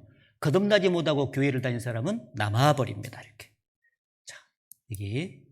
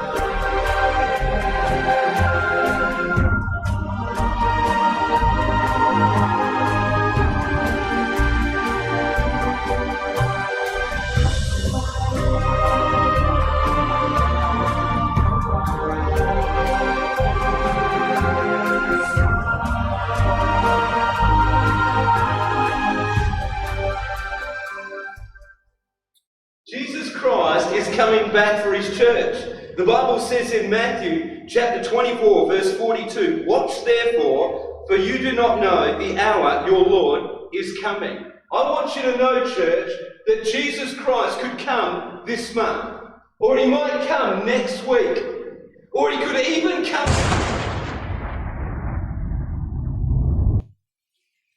예. 앞으로 지금 마지막 징조가 진하게 나타나고 있기 때문에 공중 재림도 그만큼 더 가깝다는 것을 우리는 알 수가 있는데, 공중 재림을 하시고 구원받은 사람이 반드시 이렇게 사라지게 됩니다. 그리고 이제 7년 환란이라는 특별한 기간만 남아 있어요. 그 7년 환란 중에 일어날 일이 몇 가지가 성경에 예언되어 있는데, 첫째는 유대인들이 회개하고 구원받는 일이 일어나요. 전 3년 반 동안에. 7년 환란이 전 3년 반과 후 3년 반으로 이렇게 나뉘는데, 그동안 예수 그리스도를 배척하면서 살았던 2000년 가까이 유대인들이 이 7년 환란 전 3년 반 동안에 전 세계 유대인들이 한 사람도 남기지 않고 다 돌아와요. 아까 한 사람도 남기지 않고 다 돌아온다 했잖아요. 돌아와서 민족적인 회개 운동을 벌이는 가운데 14만 4천 명이 구원을 받는다고 요한계시록 7장에 예언이 되어 있습니다. 그래서 유대인이 회개하고 구원받는 역사가 있고요. 그리고 제3성전이 건축이 됩니다. 그러니까 7년 환란 후 3년 반은 전 세계를 마귀의 능력으로 나타나서 지배하고 다스리는 사람이 나타나요. 세계 대통령인데 그 사람이 마귀의 능력으로 나타나서 지배를 하기 때문에 성경에는 짐승이라고 표현이 되어 있고, 진짜 짐승이 아니라 짐승 같은 사람이에요. 그리고 적그리스도라고 되어 있어요. 그리스도 반대 적그리스도. 그 사람이 이 하나님의 성전에 앉아서 자기를 하나님이라고 말한다 그랬어요. 그럼 세계 사람들이 다 따라가요. 그래서 지금은 성전이 AD 70년에 무너지고 난 뒤에 예루살렘 성전이 건축이 아직 안 되고 있잖아요. 근데 그 자리에 앞으로 성전이 반드시 세워지게 될 것인데, 유대인에 의해서 지금 성전 건축 작업이 거의 끝나 있어요. 준비. 그 성전의 설계도라든지 그 안에 들어갈 기물들이라든지 그 제사들을 암송아지라든지 이런 것들이 전부 다 지금 준비가 되어 있습니다. 그러니까 우리는 지금 7년 환란에 들어가지 않았는데도 환란 중에 있을 제3성전 건축의 준비를 확인하고 있으니까 아주 가까운 시대죠. 그리고 한 사람이 마지막 7년 환란 후 3년 반을 통치를 하기 때문에 전 3년 반 동안에 세계 정부가 구성이 돼야 돼요. 세계 정부. 지금은 나라마다 국경선이 있고 대통령과 다스리는 수상이 있고 다르지 않습니까? 이렇게. 그런데 그때 가면 국경선 이런 것들 싹 사라져버리고 한 사람이 세계를 다스리게 돼요. 근데 그 세계 정부를 향해서 지금 전 세계가 급격히 하나가 되고 있죠. 경제적으로도 또 들어뭉쳐서 하나가 되고 있고, 지금 정치 통합 이전에 종교 통합을 위해서 로마 교황청이 나서가지고 전 세계 종교 지도자들을 모아가지고 겉으로는 평화를 위해서 기도한다고 하면서 사실 하나되기 운동을 펼치고 있죠. 그리고 정치적으로도 지금 하나가 돼 가고 있는 세계 정부의 구성이 지금 가시화되고 있어요. 그리고 적그리스도가 실제로 나타나서 후 3년 반을 마지막에 통치를 합니다. 그래서 강력하게 독재를 한다고 되어 있어요. 독재. 그래서 666 표를 받기 위해서 전 세계를 지배하게 되고, 마지막으로는 아마겟돈 전쟁이라고 하는 핵전쟁이 터져서 인류가 끝장이 납니다. 이게 7년 환란 중에 일어날 사건으로 예언되어져 있는데, 좀 구체적으로 남은 시간에 살펴볼 것이 이 적그리스도가 나타나서 666표를 받게 해서 강력하게 지배한다. 이 내용을 찾아서 확인해 보도록 하겠습니다.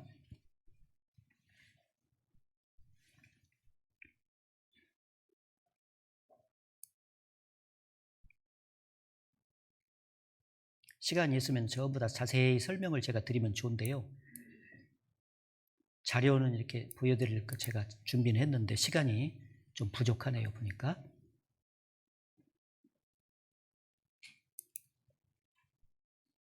자, 요한계시록 13장이니까 지금부터 약 2000년 전에 사도 요한이라는 사람을 통해서 마지막 7년 환란 중에 있을 내용을 보여주시면서 기록하게 하신 것입니다. 2000년 전의 예언이에요.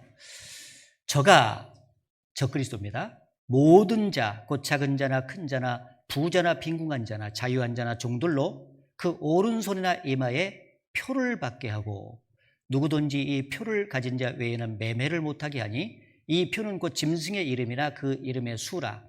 지혜가 여기 있으니 총명 있는 자는 그 짐승의 수를 세어보라. 그 수는 사람의 손이 666이니라.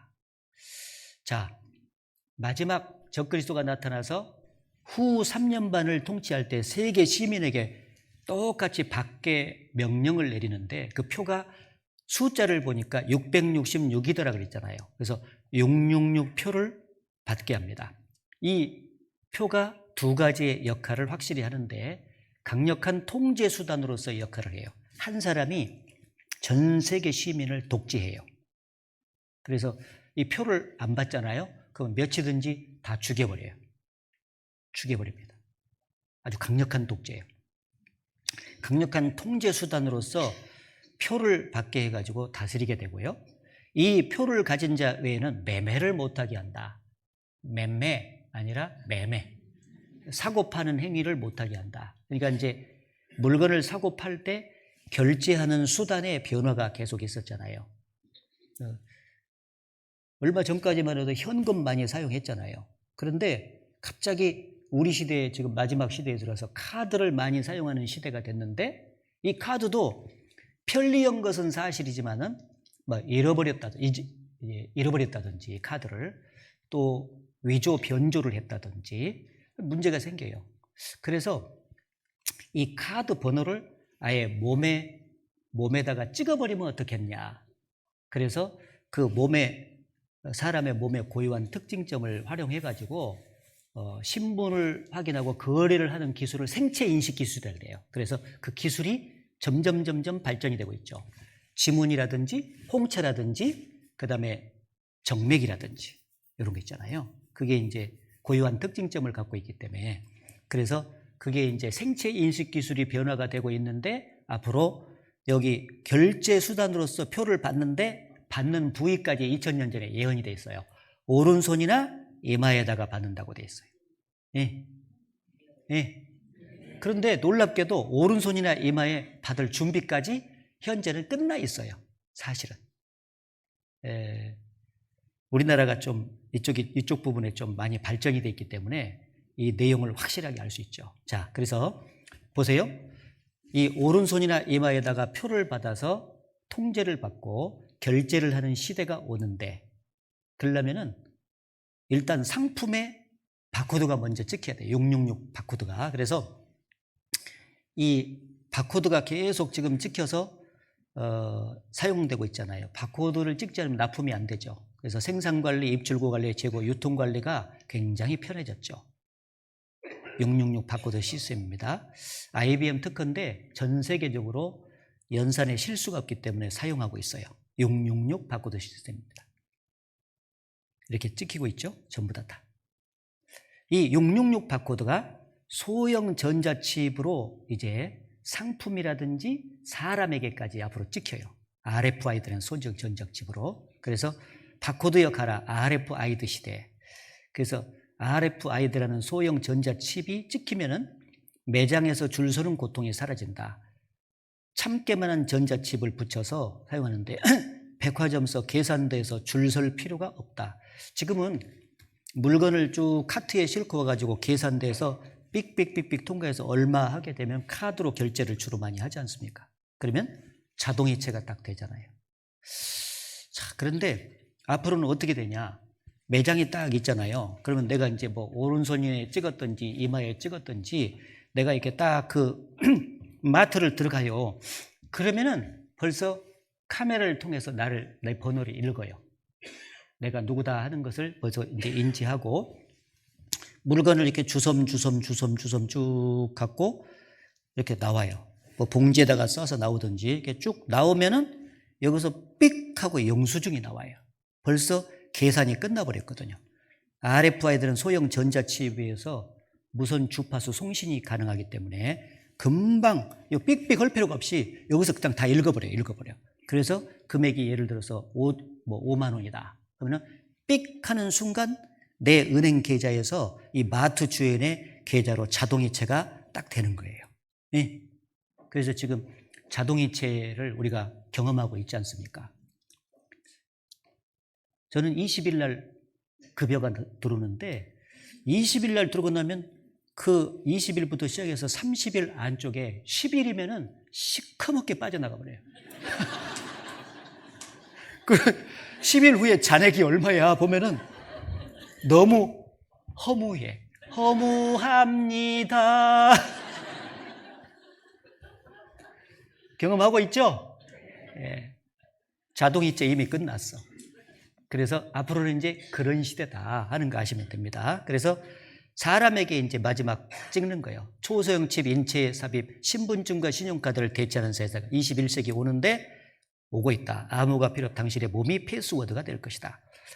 여기 생체 인식 기술 알잖아요. 지문, 홍채, 정맥, 얼굴, 음성 이렇게 있는데 다른 것은 이 홍채나 정맥 인식에 비해서 정확성이 떨어져요. 이 두 가지가 매우 정확하다고 돼 있잖아요. 비밀번호로 쓰려면 아주 정확해야 돼요.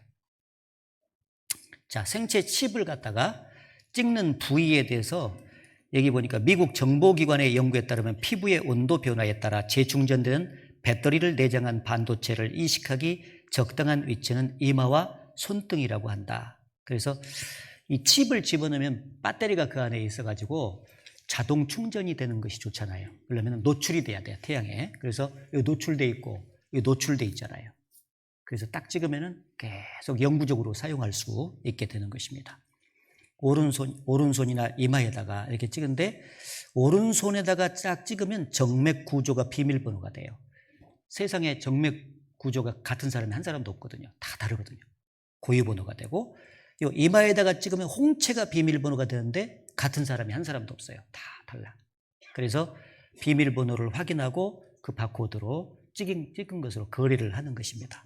이렇게. 미래 사회는 어떤 방법으로 물건값을 치르게 될지 생각해보자. 이마에나 손에 전자칩을 달거나 표시를 해놓고 처리하고 바코드로 처리한다 라고 최근 5학년 1학기 사회과 탐구에 나온 거예요. 사람들은 이제서야 오른손이나 이마에 표를 받아서 거래하는 시대가 올 것이라고 얘기를 했는데 성경은 무려 2000년 전에 후를 내다보고 이마에나 손에 표를 받아서 거래하는 시대가 올 것이라고 말을 했죠. 예? 예? 2000년 전에 어떤 인간이 표 받는 시대를 얼굴을 내다보고 기록을 할 수가 있겠습니까? 이거 하나님 말씀 틀림없죠? 틀림없어요. 지어낸 얘기가 아니라니까요. 그래서 손바닥으로 결제하고 무인 점포 시대가 왔다. 그래서 이 무인 점포 시대만 보고 오늘 끝을 내야 되겠네요.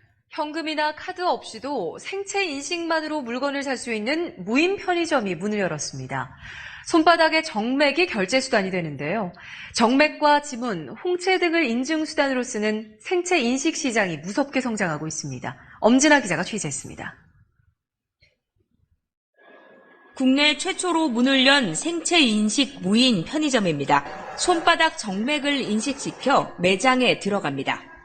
물품을 골라서 무인 계산대에 올리면 가격은 기계가 알아서 계산해줍니다. 손바닥을 올려주세요. 결제도 단말기에 손바닥만 대면 끝입니다. 금액은 미리 입력된 신용카드사로 자동 통보됩니다. 지갑 놓고 댕기고 핸드폰 놓고 댕기고 이럴 때 다시 집 안 들어가도 될 것 같아서. 사전에 등록만 하시면 빈손으로 맨몸으로 오셔도 결제가 가능한 쇼핑 편리함의 극대화를 쇼핑 편리함의 극대화를 추구하면서 점점 결제 방법이 진화가 되고 있는데 성경을 이루는 쪽으로 간 거예요. 하나님은 미리 내다보고 말씀하셨습니다. 7년 환란 후 3년 반에 반드시 이 표를 받아야 돼요. 표를 안 받고는 물건을 사고 팔고 할 수가 없잖아요. 반드시 표를 받아야 되는데 이 표를 받으면 어떻게 되는가가 그 결과적인 것이 미리 예언되어 있어요. 14장에 여기 보면은 또 다른 천사고 셋째가 그 뒤를 따라 큰 음성으로 가로되 누구든지 짐승과 그의 우상에게 경배하고 이마에나 손에 표를 받으면 그도 하나님의 진노의 포도주를 마시리니 그 진노의 잔에 섞인 것이 없이 부은 포도주라. 거룩한 천사들 앞과 어린 양 앞에서 불과 유황으로 고난을 받으리니 그 고난의 연기가 세세토록 올라가리로다. 짐승과 그의 우상에 경배하고 그 이름의 표를 받는 자는 누구든지 밤낮 쉼을 얻지 못하리라 하더라. 밤낮 쉼을 얻지 못하는 곳이 지옥입니다. 여기 불과 유황으로 영원히 고난을 받는 장소가 지옥입니다. 천국이 있는 동시에 죽음 건너편에 지옥이 틀림없이 있다고 기록을 해두고 있잖아요. 따라해보세요. 성경은 사실이다. 이 표 받는다는 예언의 내용이 사실이라면 똑같은 문장 속에 표를 받으면 지옥 간다는 말씀도 사실일 것 아니에요. 여러분 안 가봤지만은 하나님께서 알려주시는 거예요. 영원히 쉬지 못하고 불 가운데서 고통받는 지옥에 들어갈 수밖에 없다. 그러니 이 지옥에 들어가지 않고 영원한 천국에 들어갈 수 있는 유일한 길은 뭐냐? 바로 이 7년 환란이 시작되기 바로 직전에 주님이 공중에 재림을 하셔서 구원받은 사람을 데려가시잖아요. 그런 일이 있거든요. 그러니까 확실하게 구원을 받게 되면은 7년 환란 직전에 공중 재림하시는 주님을 만나서 영원한 천국으로 데려갑니다. 이 환란 시대에 들어가지를 않아요. 그래서 이 피할 수 있는 유일한 길은 그래서 구원받는 길밖에 없어요. 영생을 얻는 길밖에 없습니다. 그래서 이번에 값없이 주시는 구원을 꼭 받으시라 그런 얘기죠. 예. 뒤에 핵전쟁도 있는데 시간 관계상 말씀을 하지 않아도 그동안에 제가 말씀한 것만 해도 충분히 증거가 확실합니다. 진리를 구하는 마음으로 들었다면 믿어졌을 것입니다. 침을 쌀라고 벌써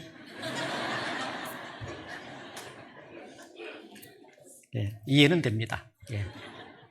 마지막으로 여쭤보겠습니다. 자, 이 성경이 사람이 지어낸 얘기가 아니라 하나님의 말씀이다 하는 것이 믿어져요? 하나님이 역사를 다스리는 분으로서 창조주로서 살아계신다 하는 것도 믿어져요? 그렇게 믿어진 사람은 잘 들으신 거예요. 이제 내일과 모레는 뭘 하냐? 내일은 그 살아계신 하나님 앞에서 그러면 내가 왜 구원을 받아야 됩니까? 구원을 받아야 되는 이유, 필요성을 아는 날이에요. 병으로 말하면 진찰받는 날이에요.